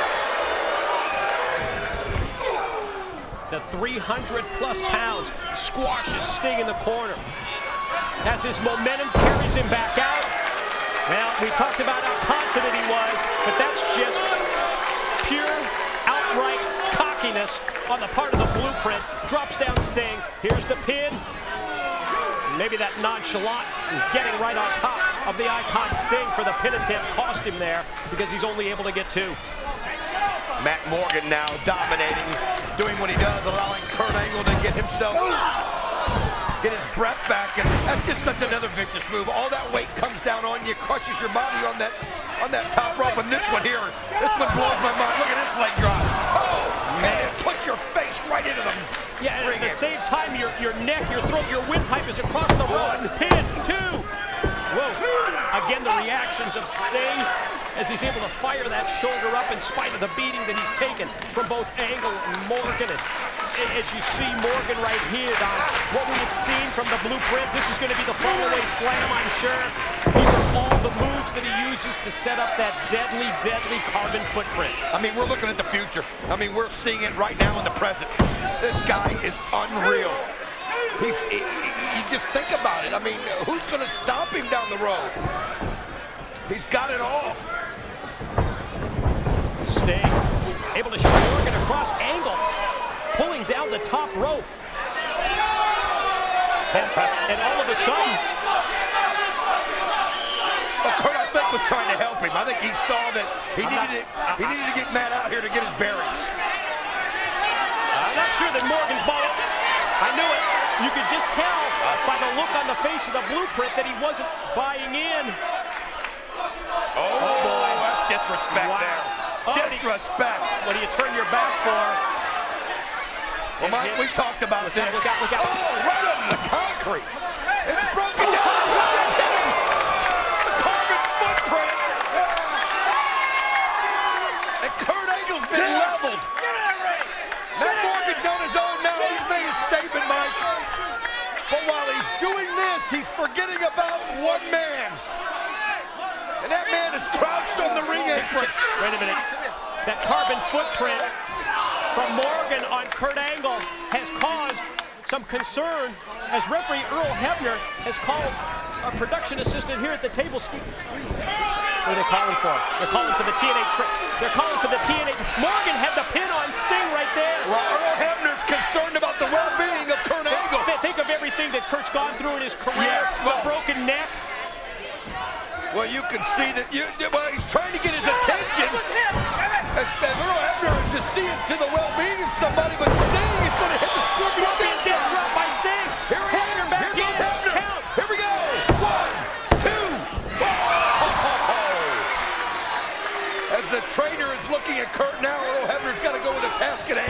And Earl coming back out to check on Kurt. Kurt's holding his neck. Oh my God, I think he's really seriously hurt.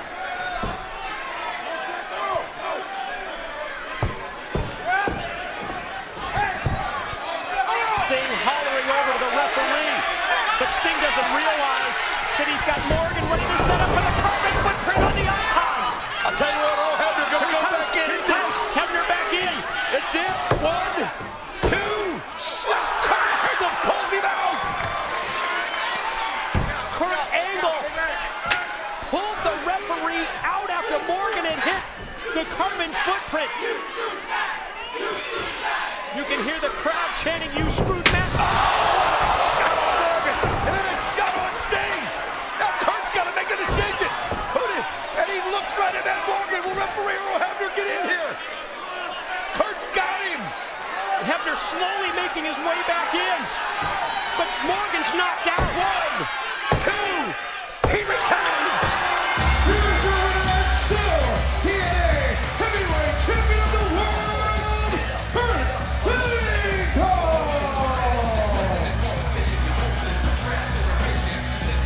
What a series of events we have seen in this TNA World Heavyweight Championship match. Kurt Angle, yes, as you said, Don, still the world champion, but the way that he accomplished it here, turning his back on the man that he had made the deal with, the Blueprint, Matt Morgan. Sting's got to be frustrated. Matt Morgan's got to be frustrated, but the bottom line is that Kurt Angle's smarter than everybody else. He was able to fool Earl Hebner into thinking it was a serious injury, and then when the timing was right, he goes in to get the pin. That's why he's the Godfather. That's why he's the world champ. You don't have to be the biggest man in the room or the baddest, sometimes just the smartest. Kurt Angle holding the championship belt aloft. The story tonight at Hard Justice, plain and simple. The power, the control, and the TNA World title remain with Angle and the main event Mafia.